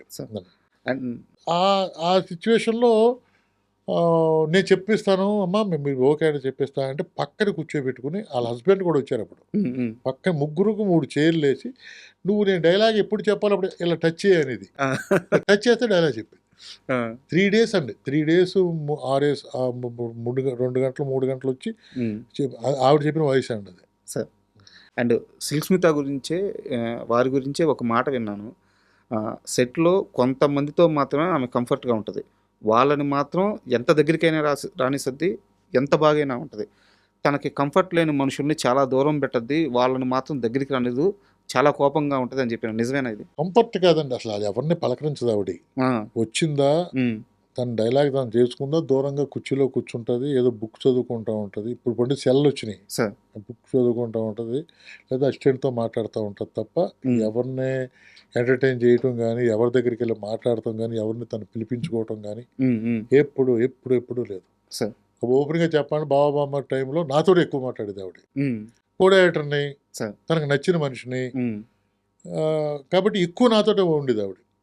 బట్ అది ఆమెకి సినీ కెరీర్లో చాలా పెద్ద మైనస్. మైనస్ ఏం కాదు సార్. మైనస్ అంటే సార్ ఇప్పుడు ఏమోనండి మరి అది మైనస్ అయింది. మైనస్‌గా అంటే తీసుకున్నారేమో తెలీదు సిల్క్ మరి. స్మితకి కొంచెం ఆర్గంట్ ఎక్కువ. యారగెంట్ కాదు సార్. ఇప్పుడు సెట్‌లో గంతులేస్తే మంచోడు, సెట్‌లో గంతులేయగానే పక్కెళ్ళి కూర్చుంటే యారగెంట్ అనుకుంటే మనం ఏం చెప్తే యారగెంటే కాదు ఆవిడ. హ్మ్. యారగెంట్ కాదు. అండ్ మీరు ఇందాక మాట్లాడుతూ నాకు ఇండస్ట్రీలో ఎవరితో ఇష్యూస్ లేవు. అవునండి. మొదటి రోజు ఎలా ఉన్నానో ఇప్పటికీ అలాగే అందరితో ఉన్నా అన్నారు. బట్ నా దగ్గర ఇంకో క్వెషన్ కూడా ఉంది. అడగండి ఏం పర్లేదు. సార్ ఒక మనిషి జీవితంలో 3 సంవత్సరాల సమయం చాలా ఎక్కువ, తక్కువ? 3 సంవత్సరాల సమయం చాలా ఎక్కువ కదా! చాలా ఎక్కువ కదా! హ్మ్. ఒక హీరో వల్ల, అంటే హీరో వల్ల నేను చెప్పను. ఒక హీరోని నమ్మి ట్రావెల్ అవ్వాలని 3 సంవత్సరాల సమయం మీరు లాస్ అవ్వలేదా? మీకెవరు చెప్తున్నారండి ఏంది నేనసల? కొత్త విషయాలు వింటున్నాను నేను. ఏ హీరోని నమ్ముకోలేదు నేను ఎప్పుడు. నమ్మని నేను అనట్లేదు. ఓకేనండి. ట్రావెల్ అయ్యి ఏ హీరోతో తిరగలేదు నేను. రాజశేఖర్ గారితో ట్రావెల్ అవ్వలేదా? 3 సంవత్సరాలు. 3 సంవత్సరాలు నా జీవితం కోసం, నా ఫుడ్ కోసం ఉన్నాను సార్ ఆయన దగ్గర. హ్మ్. ఆయన సినిమా ఇస్తాడని కాదే. హ్మ్. ఎవరు చెప్పారు? మీకు రాంగ్ చెప్పారు. ఆయన అతి పెద్ద లైఫ్ అండి అది. అది బ్రహ్మాండమైన జీవితం అది. సార్. ఎలా అంటే నేను మన ఎంఈ రఘు గారి దగ్గర కో డైరెక్టర్‌గా పనిచేశా. ఆర్తనాదం. హ్మ్. ఈయన హీరో. అయిన తర్వాత ఒక సీను నన్ను చేయమన్నారు. యాక్ట్ చేయమన్నారు. ఆ సీన్ చేశాను ఈయన కాంబినేషన్‌లో. హ్మ్. చేస్తే ఆ నైట్ జీవిత గారు రూమ్‌కి కబురు పంపించారు. కబురు పంపించి యాషర్ గారు రమ్మంటున్నారంటే ఎళ్ళా. నమస్కారం సార్ అంటే, "ఏం లేదు రజా మీరు వచ్చిరాని తెలుగులో మీరు అప్పుడు ఇంకా ఎక్కువ కదా! మీరు నేను సినిమా ఒకటి చేస్తున్నాను. దానికి మీరు కో డైరెక్టర్‌గా ఉండాలి. ఓకే. చేస్తారని అడిగారు. హ్మ్. అలాగేనండి అన్నా. అన్న తర్వాత ఇది రఘు గారికి కూడా చెప్పా. ఆయన దగ్గర చేస్తున్నాను కదా! అడిగా. చేద్దుగానయ్యా దానికేముంది అన్నారు. హ్మ్. తర్వాత నేను ఎళ్ళి ఆయన్ని అడగటం, ఎక్కడున్నారని ఎతకటం హ్మ్. నేను చేయలే. ఒకరోజు నేను పాండే బజార్‌లో భోజనం చేసి నడుచుకుంటూ వస్తున్నా. వస్తుంటే జనరేటర్ ఉందక్కడ. అంటే సార్. రన్ అవుతుంది జనరేటర్. దాని నుంచి వైర్ పైకెళ్ళింది 5థ్ ఫ్లోర్‌కి. హ్మ్. షూటింగ్ జరుగుతుందని చెప్పి ఇలా చూసి నడుచుకుంటూ వెళ్తే క్లాప్స్ వినిపించినాయి. సార్. రాజశేఖర్ గారు హ్మ్. పిలవడం. పిలిచి పరిగెత్తుకుంటా. "ఏం సార్ ఏమైపోయారు సార్ ఎక్కడ కనిపించట్లేదు" అన్నారు. లేదు సార్ ఇలాగా మీకు చెప్పాను కదా మీకు చేయమని చెప్పి. ఆయన 'మగాడు' అనే సినిమా చేస్తున్నాడు. సార్. అప్పటికి గుణశేఖర్ గారు చేసి బయటకొచ్చేసారు. హ్మ్. ఆ ప్లేస్ ఖాళీగా ఉంది. హ్మ్. మీరు ఈ ప్లేసు చేస్తారా అని అడిగారు. ఓకే. అక్కడి నుంచి 3 సంవత్సరాలు ఆయనతో ఉన్నమాట నిజం. హ్మ్. నా అసిస్టెంట్ డైరెక్టర్ కోసం అండి. ఆయన అప్పుడే నేను డైరెక్షన్ ఎలా చేస్తాను? సార్. నాకు టైం ఉంది ఇంకా సబ్జెక్ట్ చేయాలి. ఇప్పుడులా కంగారు పడతలేదు సార్. అప్పుడు కంగారు పడేవాళ్ళం కాదు. హ్మ్. ఓ 10 సినిమాలు చేయాలి, ఎక్స్‌పీరియన్స్ సంపాదించాలి. అప్పుడు డైరెక్షన్ చేయాలన్న ఉద్దేశంతో ఉంటాం గానీ, సార్. వెంటనే చేసేయాలి. హ్మ్. లేతే ఈ పొట్టగొట్టి మనం వెళ్ళిపోవాలి. అది ఇప్పుడు ఏమైపోయిందంటే డైరెక్ట్‌గా, ప్రొడ్యూసర్‌గా పెట్టేసేసి మా వాళ్ళు ముందుకెళ్ళి 2, 3 కేసులు కూడా చూశాను నేను. నా దగ్గరికి వచ్చినటువంటి మీరు కేసులు. ఎలాగో ఈసీ మెంబర్ కదా అక్కడ డైరెక్టర్స్ అవునండి. అసోసియేషన్‌లో. అయన్నీ చూస్తుంటారు. ఇయి కూడా చూశాను నేను. ఆ! లింక్ నేను అసలు ఎప్పుడు రాజశేఖర్‌తో సినిమా చేద్దాం అనుకోవటం నా లైఫ్‌లో అనుకోలేదు సార్. సార్. ఆయన గనుక పిలిచి ఇచ్చుంటే చేద్దునేమో తప్ప, హ్మ్. అది 'మగాడు' చేశా. 'మగాడులో' ఆయన కాలు ఇరిగిపోయింది. హ్మ్. అప్పటినుంచి నేను ఆయనకు ఇంట్లో ఫ్యామిలీ మెంబర్స్ అయిపోయాం. సార్. ఆయన ఇంట్లో కాదండి. వాళ్ళ నాన్నగారికి నేను ఆళ్ళ అమ్మగారికి ఫ్యామిలీ, ఆళ్ళ తమ్ముడికి గుణకి ఫ్యామిలీ మెంబర్‌ని అయిపోయాను. అయిపోవటం ఏంటండి, నాకు ఇంపార్టెంట్ పర్సన్‌కి ఉద్యోగ నిమిత్తం ఆళ్ళ ఫాదర్ దగ్గరికెళ్ళి ఉద్యోగం వేయించాను. ఉద్యోగం సస్పెండ్ కూడా అంటే నాకెంత పేరుండేదో ఒకసారి ఆలోచించండి. రాజశేఖర్ గారి గురించి సరే మీరింత మంచిగా చెప్పారు. మంచి కదండీ! మంచి ఇప్పుడు రిలేషన్ అని చెప్పారు. మంచి రిలేషన్ అండి. తర్వాత వాళ్ళ ఇంట్లో ఫ్యామిలీ మెంబర్‌ని అయిపోయాను నేను. హ్మ్. హ్మ్. అంటే సార్ నన్నెవరు కాదనుకోరు సార్. హ్మ్. నేను మరి దాసరి గారి ఇంట్లో, మోహన్ గారి ఇంట్లో, ఇప్పుడు రాజశేఖర్ ఇంట్లో చేస్తున్నప్పుడు వాళ్ళ మదరు, ఫాదరు నన్ను కూర్చోబెట్టి మాట్లాడుకునేవారు. మన జీవిత రాజశేఖర్ గారి మ్యారేజ్‌కి నేనున్నాను. హ్మ్. ఆ భోజనాలు ఒక సెక్షన్ ఉందండి. అంటే వీఐపీసు, వీవీఐపీసు, మిడిల్ అంటే ఆహ్, రాజశేఖర్ గారి ఫ్యాన్స్ ఉన్నారు. ఆ ఫ్యాన్స్ నా మీద బరువు పెట్టి హ్మ్. ఆ మొత్తం అంతా నన్నే మేనేజ్ చేసుకోమని చెప్పి అంత ఇంట్రెస్ట్‌గా ఉన్నానండి ఆయన దగ్గర. ఆయన ఇంట్లో తర్వాత పాప ఫ్యాన్స్‌కి భోజనాలు పెడతారా వాళ్ళు? భోజనాలు పెట్టారండి. మ్యారేజ్‌కి పెట్టారు. ఓకే. ఓకే. శ్రీయుత్ గారు, రాజశేఖర్ మ్యారేజ్ అయినప్పుడు మ్యారేజ్‌కి భోజనాలు పెట్టారు. హ్మ్. హ్మ్. కొన్ని ఒక 50, 60 వేల మందొచ్చారు. అబ్బా! ఆ! అక్కడ ఆయన ఉన్న ఫ్యాన్స్ అందరూ. ఉమ్, అలాగా ఆయనతో ఎప్పుడు నాకు తర్వాత పాప కోసం చేశానండి. ఆయనతోనూ పాప కోసం చేశాను. మగాడు పాప కోసం ఉమ్, ఆర్తనాదం. ఆయనతో చేసిన తర్వాత ఎప్పుడు ఆయన డైరెక్షన్ ఇస్తానన్న ఆయన అనలేదు, నేను అడగలేదు. ఉమ్, ఉమ్. అంటే అప్పుడు చేసి మూడ్ అంటే అంత నేను చెయ్యాలి, అయిపోయింది, నేను అంతా నేర్చేసుకున్నాను అని ఎప్పుడు అనుకోలేదండి. ఇప్పటికీ నేర్చుకోవాల్సింది అందుబాటు. సరే.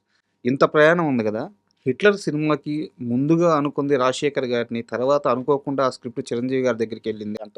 అంత నిజంగా రాజశేఖర్ గారిని అప్రోచ్ ఏ అవ్వలేదా? అసలు ఎప్పుడూ చదవలేదు అసలు. ఉమ్, ఏమంటే ఎడిటర్ మోహన్ గారు సినిమా చూసిన తర్వాత ఇది చిరంజీవి గారు చేయాలని అనేసుకున్నాడు. ఉమ్, ఇంకా ఎవరొచ్చినా ఆయన ఒప్పుకోడు. ఉమ్, ఆయన మైండ్లోకి ఎవరొచ్చినా అలాగే అన్నాడేమో ఒకవేళ. ఉమ్, ఆయన వచ్చి అడిగితే నేను చేస్తానని ఆయన ఉంటే ఉమ్. చేద్దాంలే అని ఉన్నాడేమో. అలాగే మోహన్ బాబు గారు కూడా అన్నారని అంటారు హిట్లర్కి. హిట్లర్కి. ఓకే. కానీ నాకు తెలుసుండగా వాళ్ళిద్దరి దగ్గరికి వెళ్ళినట్టు తెలియదండి. ఆయన దగ్గర ఉండేవాడు 24 గంటలు. ఉమ్, కానీ ఈయన వాళ్ళని సజెస్ట్ చేశారని మాత్రం నేను అనుకోను.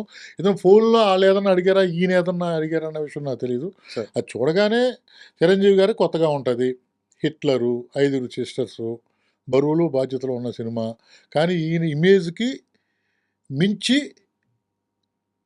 లేదు, కొత్త ఇమేజీ, ఉమ్, పని చేస్తుందా పని చేయదా, ఉమ్. ఈ డిస్కషన్ జరిగినాయి, పని చేస్తుందని చెప్పి ఆయన సుదీర్ఘమైనటువంటి నమ్మకం ఓకే. అది. సార్, యాక్చువల్గా కొన్ని నెలల క్రితం నేను హీరో సుమన్ గారిని ఇంటర్వ్యూ చేశాను. సుమన్ గారిని ఇంటర్వ్యూ చేసేటప్పుడు ఆయన కృష్ణరాజు గారి గురించి చాలా గొప్పగా చెప్పారు. అవును. అంటే అసలు ఆ సెట్కి వస్తే భోజనం చెయ్యింది అసలు ఏం మాట్లాడేవారు కాదంట. ముందు భోజనం చెయ్యి, ఇద్దిను అద్దిను, తర్వాతే పని అనేవారంట. సో మీరు ఆ సినిమాకి పనిచేశారు కాబట్టి ఎట్లా ఉండేవారు సెట్లో కానీ కృష్ణరాజు నేను అన్నయ్య అంటాను ఆయన్ని. కృష్ణరాజు గారు? ఎందుకంటే ఆయన ఈ వెస్ట్ గోదావరి ఆయన ఎంపీగా చేశారు. సార్. కానీ నాకు పరిచయం మాత్రం బావబామర్తికే. ఉమ్, ఉమ్, ఒక విషయం చెప్పాలి సార్. ఆయన మొగల్తూరు మహారాజా గారికి మనవడవుతాడు కృష్ణరాజు గారు. కృష్ణరాజు గారు. ఉమ్, మొగల్తూరు మహారాజుకి మా ఫ్యామిలీకి చిన్న ఇది ఉంది, రిలేషన్ ఉంది. ఓకే. మేము నాది 12వ తరం అండి. ఫస్ట్ తరం ఆయన. ఆ, మళ్ళీ ఇది సెపరేట్ సబ్జెక్ట్ అండి. మరి చెప్పండి చెప్పండి, పర్లేదు. ఫస్ట్ తరం ఆయన మొగల్తూరు మహారాజా గారితో చాలా క్లోజ్గా ఉండేవాడు. ఆయన పేరు పేరంటాళ్ళు అండి. కృష్ణా జిల్లా వీళ్ళది, చినకర అగ్రహారం, కృష్ణా జిల్లా. ఉమ్, ఉమ్, అక్కడ నుంచి వీళ్ళు చాలా ఇంటర్వ్యూలో చెప్పానండి, చాలా పెద్ద స్టోరీ అది. వాళ్ళు మా తాతగారికి, అంటే మా తాతగారి 10వ తరం తాతగారికి మొగల్తూరు మహారాజా గారికి మధ్యలో ఒక ఫ్రెండ్షిప్ ఉంది. ఓకే. ఆ ఫ్రెండ్షిప్ కారణంగానే మాది 3000 ఎకరం అండి. ఉమ్, మొగల్తూరు మహారాజా గారు మా మా ముత్తాతలకు రాసి ఇచ్చారు. ఉమ్. 3000 ఎకరం, 3000 ఎకరాల పొలం. 3000 ఎకరాలు. ఉమ్, దానికోసం ఇక్కడ షిఫ్ట్ అవ్వమని రిక్వెస్ట్ చేస్తే ఆయన షిఫ్ట్ అయ్యారు. ఉమ్, ముగ్గురు బ్రదర్స్లో ఒక బ్రదర్ ఇక్కడ షిఫ్ట్ అయ్యారు. ఓకే. ఇది చాలా ఇంటర్వ్యూలో ఉంది, మళ్ళీ చెప్తే మళ్ళీ రొటీన్ అవుద్దని చెప్పట్లా. సార్. ఈ విషయం ఆయన చెప్పాను కృష్ణరాజు ఇలా గారు. కృష్ణరాజు గారికి ఇలా జరిగిందట. అవునయ్యా, నేను విన్నాను, బహుశా మా ఇంట్లో పుస్తకాలు ఉండాలి, దాంట్లో కూడా ఉన్నట్టుంది, వెతుకుతానని చెప్పి వెతికారు కానీ దొరకలేదండి. ఓకే. కానీ ఆయన చెప్పిన తర్వాత నాకు, అంటే వాళ్ళు చాలామందికి చేశారు. సరే. మొగల్తూరు మహారాజు గారు అసలు మొగల్తూరులో టంకశాల ఉంది, ఎవరికైనా తెలుసా? ఐడియా లేదు సార్. ఆ టంకశాల ఉంది అక్కడ. ఇప్పుడు మన హైదరాబాద్లో టంకశాల ఉంది కదా, సార్. అది అక్కడ ఉంది. ఓకే. ఒక 800 సంవత్సరాల క్రితం అక్కడ ఉంది, ఓకే. టంకశాల ఉంది. ఆయన ఆధ్వర్యంలోనే ముద్రయ్యి ఈ అంటే రాజులంటే వీళ్ళు మామూలు రాజులు కాదు, చాలా అయ్యో పెద్ద. సార్, అది అక్కడి ఇది చెప్పిన తర్వాత ఆయనకి నేను క్లోజ్ అయ్యానండి. సార్. ఆయన ఎటువంటి వాడు అంటే సార్, సూర్యవంశరాజులు అంటారు. సార్. రాజుల్లో సూర్యవంశరాజులు, చంద్రవంశరాజులు ఇలా అంటారు కదా. సార్. ఒక రాజుగా నేను పెరిగింది చేసింది మా ఊరంతా రాజుల మధ్యనే ఉంటాం. రాజుల్ని వరుసలు పెట్టి చిన్నాన్న, మావయ్య, పెదనాన్నని పిలుచుకుంటూ ఉంటాం. కానీ కృష్ణరాజు గారిలో రాజుల్లో సహజ గుణంతో పాటు ఎక్స్ట్రా గుణం ఏంటంటే, మా కో డైరెక్టరు అనే వాచ్ బాగుంది అన్నాడు. ఉమ్, ఇలా తీసి వాచ్ ఇచ్చేసాడు. అబ్బా. ఆయన ఏదన్నా బాగుందంటే ఇచ్చేస్తాడు తీసుకుని. ఆ, ఇంకెంతకంటే ఏం చెప్పను మీకు నేను. ఇంకోటి, స్పెషల్ భోజనం వచ్చింది ఇంటికాడ నుంచి సార్. ఒక 20 మందికి. 20 మందికి. 20 మంది తింటారు అది. అంటే సార్, రైస్ అక్కడే ఉంటుంది కదా. చేపల కూర వచ్చిందండి, 10-15 మంది సరిపోద్ది. అబ్బా. రొయ్యల కూర వచ్చింది, 10 మంది సరిపోద్ది. ఆయనతో పాటు కూర్చుని భోజనం చేయాలి. ప్రతిరోజు ఈ ఐటమ్స్ వస్తాయి. ప్రతిరోజు అట్లీస్ట్ 10 మందికి వస్తారు సార్. ఆ, ఏదైనా స్పెషల్ అయితే 15-20 మందికి వస్తుంది కానీ ఉమ్, డైరెక్టర్ కంపల్సరీ అక్కడ భోజనం చేయాలి, డైరెక్షన్ డిపార్ట్మెంట్లో అక్కడ భోజనం చేయాలి, ఉమ్, హీరో భోజనం చేయాలి, ఆ రోజు హీరోయిన్ కూడా భోజనం చేయాలి. ఉమ్, అంటే ఇప్పుడు క్యారవాన్లు వచ్చి ఎవరి క్యారేజ్ అక్కడికి వెళ్ళిపోతుంది సార్. సార్. అలా కాదు కదా పూర్వం, ఉమ్. అలా కాదు. సరదాగా భోజనం చేసినప్పుడు కలిసే కూర్చునేవాళ్ళం. అంటే ఇప్పుడు మనకి న్యూస్లో ఎక్కడ పెట్టినా ప్రభాస్ గారి భోజనం, ప్రభాస్ గారు ఆ భోజనం పెడతారు, ఏ ఐటెం ఎక్కడ పెట్టాలి అంటే పోతాండి జీన్స్, ఎక్కడ పోతాయి? అది అక్కడి నుంచి అక్కడి వచ్చింది. నుంచి వచ్చింది చిరంజీవి, మన కృష్ణరాజు గారి దగ్గర నుంచి వచ్చిందే కదా. ఉమ్, నేను బావబామ్మర్ చేసినప్పుడల్లా కృష్ణరాజు గారితో నేను చాలా రోజులు భోజనం చేశాను. రావయ్య కూర్చో భోజనం చేయనివాడు. ఉమ్, అలాగా ఆ కృష్ణరాజు గారిది అది ఒక రాశరికం అండి. అదొక పద్ధతి, అదొక మహానుభావుడు. అలా రాజులు జనరల్గా అలా ఉంటారు సార్. సార్. రాజులు జనరల్గానే అలా ఫుడ్ పెట్టి చంపేస్తారు వాళ్ళు. జనరల్గా చెప్పాలంటే ఈస్ట్ వెస్ట్ గోదావరిలో రాజులు కాపులు ఫుడ్ పెట్టి చంపుతారు. సార్. దాంట్లో కృష్ణరాజు గారు అయితే అసలు ముందు నుంచి వచ్చిన జీన్స్ అండి, అది ముందు నుంచి వచ్చిన జీన్స్. మొగల్తూరు మహారాజు దాన్ని బాగా ఎక్కువ చూసుకున్నాడు సార్. కారణం ఏంటంటే ఆ రిలేషన్ ఉంది కదా, సార్. ఇవన్నీ చెప్పాను. ఉమ్, నేను టెంపుల్ కట్టాను సార్. సార్. అవును. ఆ టెంపుల్ కట్టడానికి కూడా వాళ్ళు పట్టుకొచ్చి పడేసిన రాయికి నేను టెంపుల్ కట్టా. ఓకే. అంటే 300 సంవత్సరాలు, 270 సంవత్సరాల తర్వాత ఉమ్, ఆ చెట్టు కింద అక్కడ ఎక్కడ ఉంటే దానికి టెంపుల్ కట్టడం వల్ల, కట్టినప్పుడు కూడా చెప్పాను, ఒకసారి వస్తానయ్యా అని కూడా అన్నాడు ఆయన. ఉమ్, ఉమ్. ఒకసారి వస్తానయ్యా మీ ఊరు వస్తాను, ఒకసారి నేను తీసుకెళ్ళి కానీ ఆ ఫంక్షన్ రోజున వస్తానన్నాడు. బట్ అది జరగలేదు. సార్, ఒక చిన్న డౌట్. మీరు చెప్పిన మాటల్లో నుంచి ఒక క్వశ్చన్ వచ్చింది. మీరేమనుకోనుంటే అడుగుతారు. చెప్పండి. ఇప్పుడు కృష్ణరాజు గారి తాతలు మీ తాతలకి ఒక 3000 ఎకరాలు ఎప్పుడో ఇచ్చారని చెప్పారు. అవునండి, అవునండి. తర్వాత అవన్నీ మీరు నిలబెట్టుకున్నారా? ఎక్కడ ఉందని ఒక సెంట్ లేదు, ఆ, ఒక్క సెంట్ లేదు. వాళ్ళు దాంతో కట్టిన మండవాలోగుల్లో మా తాతలు ఒకసారి సైక్లోన్ వచ్చిందటండి. సార్. పుట్టకొకటో చెట్టుకొకటో 5 రోజులు సెటిల్ మీద ఉన్నారంట. ఉమ్, కొంచెం లో మిడిల్ క్లాస్ వాళ్ళు. ఇలా కాదరా అని ముగ్గురు తాతలండి. ఇలా కాదరా అని చెప్పి 1927లో ఒక ఇది కట్టారు. 500 మంది అట్ ఏ టైము భోజనానికి లేచిలేగా, ఓకే. ఏదన్నా సత్రం లేగా, పెద్ద సత్రం. ఏదన్నా ప్రాబ్లం వస్తే మన ఇంటికి వచ్చేలాగా. ఉమ్, ఇది కట్టిన తర్వాత 2 సార్లు వచ్చినాయి అంటే, అలాగే 500 మందికి ఎంతమంది అంతమంది ఉన్నారు. 4 రోజులు ఇక్కడే భోజనాలు చేశారు. ఉమ్, కానీ నాశనం అయిపోయారండి వాళ్ళు అది కట్టి. కారణం ఏంటంటే అది వాస్తు లేకుండా ఇష్టం వచ్చినట్టు కట్టేశారట. ఓకే. దాన్ని నేను కాపాడి నేను నాశనం అయిపోయాను. సార్. నేను ఈ తాతలు అని చెప్పి నాకు నూరు పోయిస్తారండి. ఉమ్, ఆ తాతలు నాకు ఎక్కేసింది. వాళ్ళ పేరు నిలబెట్టాలని మండవాలోగుల్ని 3 సంవత్సరాల వరకు నేనే నిలబెట్టానండి. ఉమ్.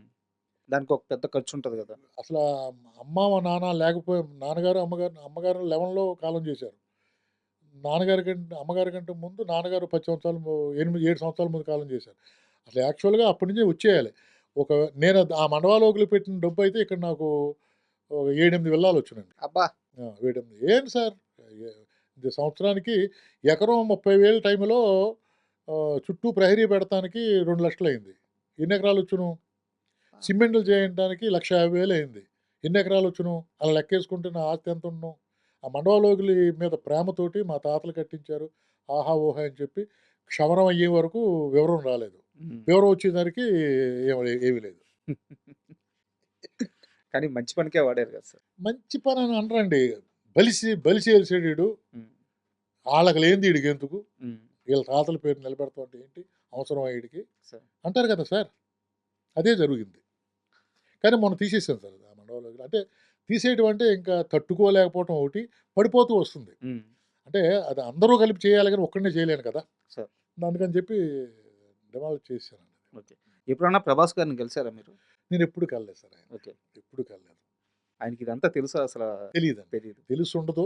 ఇది మీ ద్వారా ఏదైనా తెలుసుంటే నేను ఇంటర్వ్యూలో చెప్పానండి. అసలు ఎలాగా మొగల్తూరు మహారాజా గారికి మాకు అదేం చెప్పమంటారండి, మీరు కూడా వినండి. మీరు మరి ఇంటర్వ్యూలో చూడండి అని దానికంటే ఒకవేళ మీరు వేసినా వేయకపోయినా, మొగల్తూరు మహారాజా గారు మొగల్తూరు నుంచి బయలుదేరి గణపురం 8 కోటలు ఉన్నాయండి వెస్ట్ గోదావరిలో. సార్. 8 కోటలు ఆయన ఆధ్వర్యంలోనే ఉండి, సార్. ఆయన అయ్యప్పరాజు గారు ఆయన పేరు. మొగల్తూరు అప్పుడు అయ్యప్పరాజు.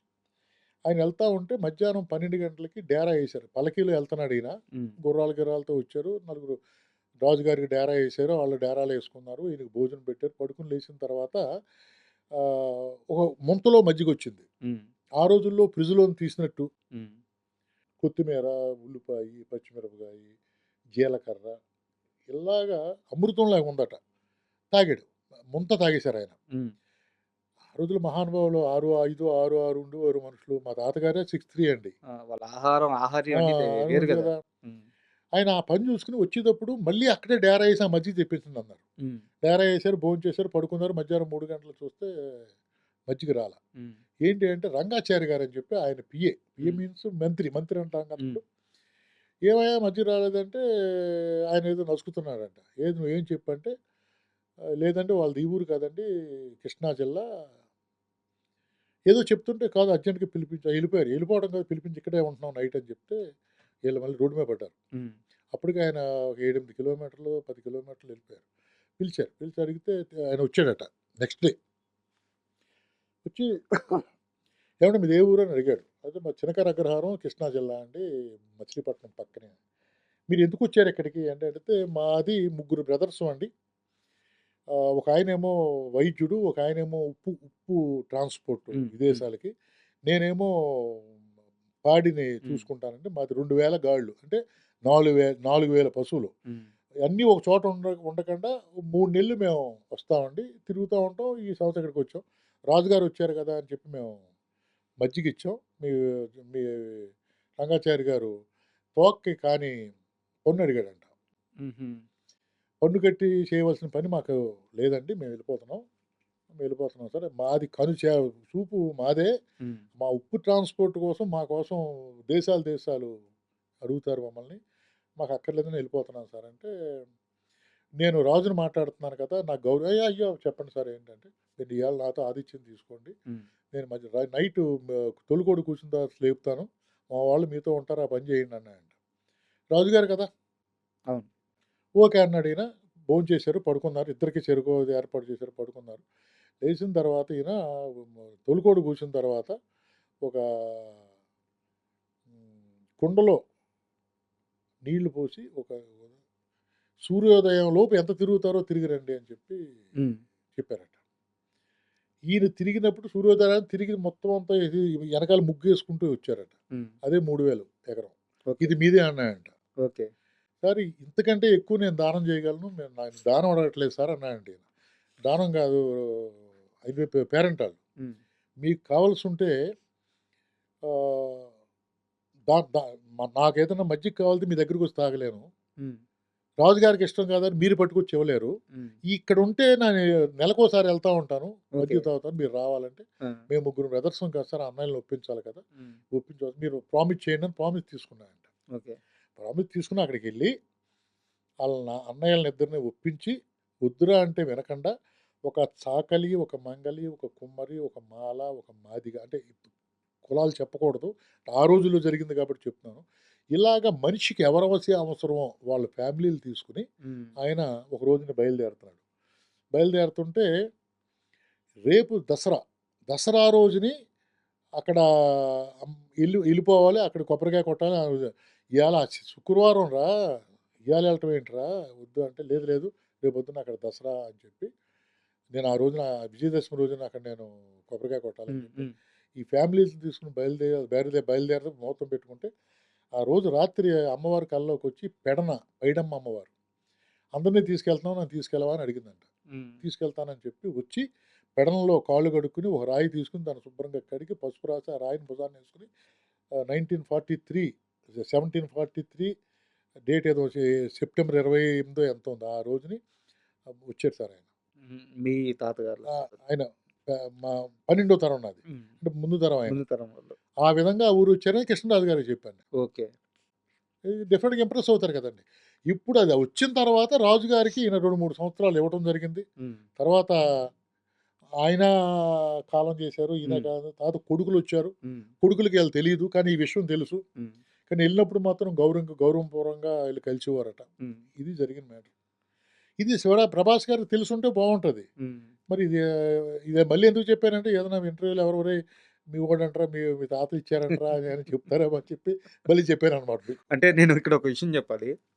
ప్రభాస్ గారు ఫుడ్ పెట్టి చంపేస్తారంటే, వాళ్ళ తాతల కాలంలో చూడండి. ఒక కుండ మజ్జిగ బాగుందని జెప్పి, ఆ! ఆ మనిషి, ఆ పాడి ఉండాలి, తన భూభాగంలో ఉండాలి అని జెప్పి 3000 ఎకరాలు ఇచ్చిన రాజుల కుటుంబం అది. అవునండి. అవునండి. అవునండి. నిజంగా గ్రేట్ అది స్టోరీ చాలా సార్. Great sir. అంటే సార్ అంటే ఇయన్నీ చెప్పుకుంటానికి ఇది నిలబెడటానికే నేను నాశనం అంటే అనకూడదు. ఇది నిలబెడటం కోసమే అది బాధ్యత అయిపోయింది. బాధ్యత అయిపోయింది భారం సార్. అయిపోయింది. అంటే ఇది బాధ్యత తీసుకున్నాను గాబట్టి. హ్మ్. మరి మా వంశంలో చాలా మందున్నారు. 11వ తరం నుంచి ఇప్పటి వరకు సుమారుగా 500, 600 మంది ఎళ్ళుంటారు, పుట్టుంటారు, పోయుంటారు కదా! నేను ఒక్కడినే ఎందుకు తీసుకోవాలి? అదే ఒళ్ళు బలుపు అని అంటున్నారు. ఒళ్ళు బలిపోయాడికే ఆళ్ళ తాతలు కడితే ఆ ఇల్లు గురించి ఆడికి కావాలా చెప్పు? సార్. ఎందుకు వాడు? అన్నట్టుగా ఉంది. సరే మన సాటిస్ఫాక్షన్ మనకుంటది కదా sir. And final question sir. ఇప్పుడు మీరు డైరెక్టర్స్ అసోసియేషన్‌లో ఈసీ మెంబర్‌గా ఉన్నారు. అవును సార్. అవును. కొన్ని రోజుల్లోనే మళ్ళీ ఎలక్షన్స్ రాబోతున్నాయి. అవునండి. అవును. అసలు ఎలక్షన్ రావాల్సిన అవసరం ఏమొచ్చింది? చాలా సంవత్సరాలుగా మీ ప్యానెల్ అలాగే ఉంది. సడెన్‌గా ఎన్నికలకు పోవాల్సిన అవసరం ఏమొచ్చింది? సడెన్‌గా సార్ ఏకగ్రీవం అవ్వాలి కదా! అంటే అవ్వాల్సిందే కదా! ఎలా అంటే సార్ మీకు ఎవ్రీ 2 ఇయర్స్‌కి కంపల్సరీగా ఎలక్షన్స్ వస్తాయి. హ్మ్. ఇప్పుడు మేము వీరశంకర్ గారి ప్యానెల్‌లో ఉన్నాం మేము. ఎన్ని సంవత్సరాల నుంచి ఉన్నారు ఈ panel? 2 ఇయర్సే. 2 years. 2 years. Every 2 years జరుగుతాయి. హ్మ్. కానీ ఈ సంవత్సరం జరిగిన గొప్ప విషయం ఏంటంటే సార్, సినిమా ఇండస్ట్రీలో డైరెక్షన్ డిపార్ట్మెంట్ చేయలేని పనులన్నీ ఈ ప్యానెల్‌లో చేసింది. ఈ 2 ఇయర్స్‌లో. ఈ 2 ఇయర్స్‌లో. హ్మ్. అదొకసారి చెప్పాలి. అందరికీ తెలియాలి. చాలామంది అసిస్టెంట్ డైరెక్టర్లు ఆకలేసి తట్టుకోలేక ఇళ్ళకెళ్ళిపోయినోళ్ళున్నారు. హ్మ్. ఒక గోల్‌తో వచ్చి తల్లిదండ్రులను వదులుకొని, ఒక గోల్‌తో వచ్చి ఏదో చేద్దామన్న వాళ్ళకి అట్‌లీస్ట్ ఫుడ్ అన్నా లేని పరిస్థితుల్లో చాలామంది వెళ్ళిపోయినోళ్ళున్నారు. సార్. మారి వేరే జాబ్‌లకెళ్ళిపోయినోళ్ళున్నారు. ఇటువంటి బాధలన్నీ ఒక కష్టపడ్డ వ్యక్తికి ఆకలి బాధ ఉండకూడదు. ఆకలి బాధ ఉంటే ఏమీ చేయలేడు అనే కాన్సెప్ట్ తోటి రోజుకి ఎంతమందైనా పర్వాలేదు. అంటే రియల్‌గా ఆకలేస్తుంది. నిజంగా తినటానికి కష్టంగా ఉంది అనుకున్న వాళ్ళకి ఫ్రీగా భోజనం ఏర్పాటు చేసామండి మేము. ఓకే. ప్రతిరోజు. ప్రతిరోజు 3 మెస్సులతో మాట్లాడాం. హ్మ్. 3 మెస్సులకి దానికొక టీమ్ ఉందండి. హ్మ్. అక్కడెళ్ళి కార్డ్ చూపించేస్తే భోజనం పెట్టేస్తారండి. హ్మ్. మా మా మాకు ఎంతమంది తిన్నారో ఆ రోజున వచ్చేస్తది. ఓకే. ఆ అమౌంటు మేము కట్టేస్తా ఉండేవాళ్ళం. మేమంటే అసోసియేషన్ నుంచి కాదండి. అసోసియేషన్ వాళ్ళందరూ మీలాంటోళ్ళని ఈ కార్యక్రమం చేస్తున్నాం. మీరేదన్నా ఇవ్వండి అని 1,00,000, 2,00,000, 3,00,000 అలా హ్మ్. పోజేసి దానికి సెపరేట్ అకౌంట్ పెట్టి దాని నుంచి అమౌంట్ పెట్టాం. ఓకే. ఇంతవరకు ఎక్కడా జరగలేదు. హ్మ్. ఇది ఫస్ట్ అండి. ఆకలి తీర్చి నీ పని నువ్వు చూసుకో. ఆకలి నేను తీరుస్తాం అని చెప్పి ఈ ప్యానెల్ ముందుకొచ్చింది. హ్మ్. రెండోదండి. ఇంతవరకు డైరెక్షన్ డిపార్ట్మెంట్ పెట్టిన తర్వాత ఒక భరోసా అండి. ఏంటంటే నేను బయటికెళ్ళా. ఎప్పుడు ఇంటికెళ్తానో తెలీదు. ఎప్పుడు ఏ ప్రాబ్లమ్ వస్తదో తెలీదు. నేను బయటున్నప్పుడు ఇంట్లో వాళ్ళకి ఏ ప్రాబ్లమ్ వస్తదో తెలీదు. ప్రతి వాళ్ళకి ఇన్సూరెన్స్ కట్టుకోలేరు. ఓకే. కాబట్టి ఏవైనా సరే ఇన్సూరెన్స్ కట్టాలి అన్న ఉద్దేశంతో ఒక కాన్సెప్ట్ తోటి 800 మంది ప్లస్ వాళ్ళ భార్యలు, పిల్లలకి మొత్తం 1,400 మంది ఎంతమందో లెక్క సార్. ఇన్సూరెన్స్ కట్టామండి. హ్మ్. హ్మ్. 2 ఇయర్స్‌కి ఇన్సూరెన్స్ కట్టాం. దానికి సుమారుగా ఫస్ట్ ఇయర్ 56,00,000, రెండో సంవత్సరం 86,00,000, సుమారుగా 140 దాకా ఎంతో వచ్చిందండి అది. అది కూడా అసోసియేషన్ నుంచి కట్టలేదండి. ప్రభాస్ గారు ఒక 35,00,000, అబ్బా! సుకుమార్ గారు ఒక 25,00,000. హ్మ్. చాలామంది పేర్లు మర్చిపోతానేమో నాకంత ఇది లేదు. పేర్లు మర్చిపోతే క్షమించండి. అలాగే బన్నీ గారు ఒక 10,00,000. సార్. మన త్రివిక్రమ్ శ్రీనివాస్ గారు ఓకే. టీమ్ 15,00,000. సార్. మన అనిల్ రావుపూడి గారు మన సినిమా సక్సెస్ అయింది కదా! ఆ సార్. ప్రొడ్యూసర్‌లు ఆయన కలిసి ఓ 15,00,000. సార్. ఇలాగ ఎస్‌కేఎన్ గారు ఓ 10,00,000. సార్. ఇలాగా ఈ ఈ ఈ మేము వచ్చి అడిగిన తర్వాత వీళ్ళందరూ ఇలా హెల్ప్ చేశారండి. ఇంకా చాలామంది పేర్లున్నాయి. క్షమించాలి. నేను గుర్తులేదు. గుర్తున్న వాళ్ళ పేర్లు చెప్పాను. ఇలాగా ఇన్సూరెన్స్ కట్టాము సార్. 2. మూడోది ఇంతకుముందు మేము రిజిస్ట్రేషన్ చేయించుకోవాలనుకోండి బయటికెళ్ళేవాం సబ్జెక్ట్ రిజిస్ట్రేషన్. హ్మ్. హ్మ్. బయట రిజిస్ట్రేషన్‌కి ఎంత చేసుకుంటున్నారో అదే అమౌంట్‌కి మేము కూడా రిజిస్ట్రేషన్ పెట్టి ఓకే. మా అసోసియేషన్‌లోనే మేము మేమే రిజిస్ట్రేషన్ చేసి దానికి మినిమమ్ అమౌంట్ తీసుకొని దాన్ని కూడా మనం అసోసియేషన్‌కి ప్లస్ చేసామండి. ఇలాగ చాలా చాలా ఇంకోటి ఇప్పటికీ శ్రీకర్ హాస్పిటల్స్ ఉందండి. శ్రీకర్ హాస్పిటల్స్‌లో ఫ్రీ చెకప్ అండి. ఫ్రీ హ్మ్. ఫ్రీ అంటే ఒక చెకప్ మామూలు క్యాజువల్‌గా బయట అన్ని టెస్టులు చేయడానికి 1,800, 1,600 అయన్నీ కూడా ఫ్రీ చెకప్‌లండి. సంవత్సరానికి 3 నెలలు, మళ్ళీ 6 నెలలు గ్యాప్, మళ్ళీ 3 నెలలు. ఇలాగా చెకప్‌లు, డెంటలు, ఐసు మళ్ళీ అయ్యి ఆపరేషన్ చేయాలంటే మళ్ళీ దాంట్లో డిస్కౌంట్. ఇలాగా చాలా చాలా చాలా మంచి పనులు చేసామండి. ఈ ఈ ఇది మన వీరశంకర్ ప్యానెల్. సార్. కానీ చాలామంది ఇనానమస్‌గా మీరే ఉండిపోతే బెటర్‌గా ఉంటది కదా! అని చెప్పి అన్నారు. మరి అవతలోళ్ళు ఇంకేదన్నా చేయాలని అనుకుంటారు కదా సార్ పాపం. సార్ ఫైనల్‌గా అంటే మీలాంటి ఒక వ్యక్తి, ఇంత అనుభవం ఉన్న వ్యక్తి, ఇంత ప్రయాణం ఉన్న ఇంత జర్నీ ఉన్న ఒక వ్యక్తి, ఒక స్టార్ డైరెక్టర్, ఇన్ని సినిమాలు తీసిన ఆయన, మీలాంటి ఒక మనిషి వచ్చి ఇట్లా ఎదురుగా కూర్చొని కొన్ని మంచి విషయాలు, మాకు తెలియని విషయాలు ఇలా షేర్ చేయడం చాలా ఆనందంగా ఉంది. Thank you. నమస్తే సార్. నమస్తే. థాంక్ యూ అండి. మీ ఆడియన్స్ అందరికి కూడా నమస్తే.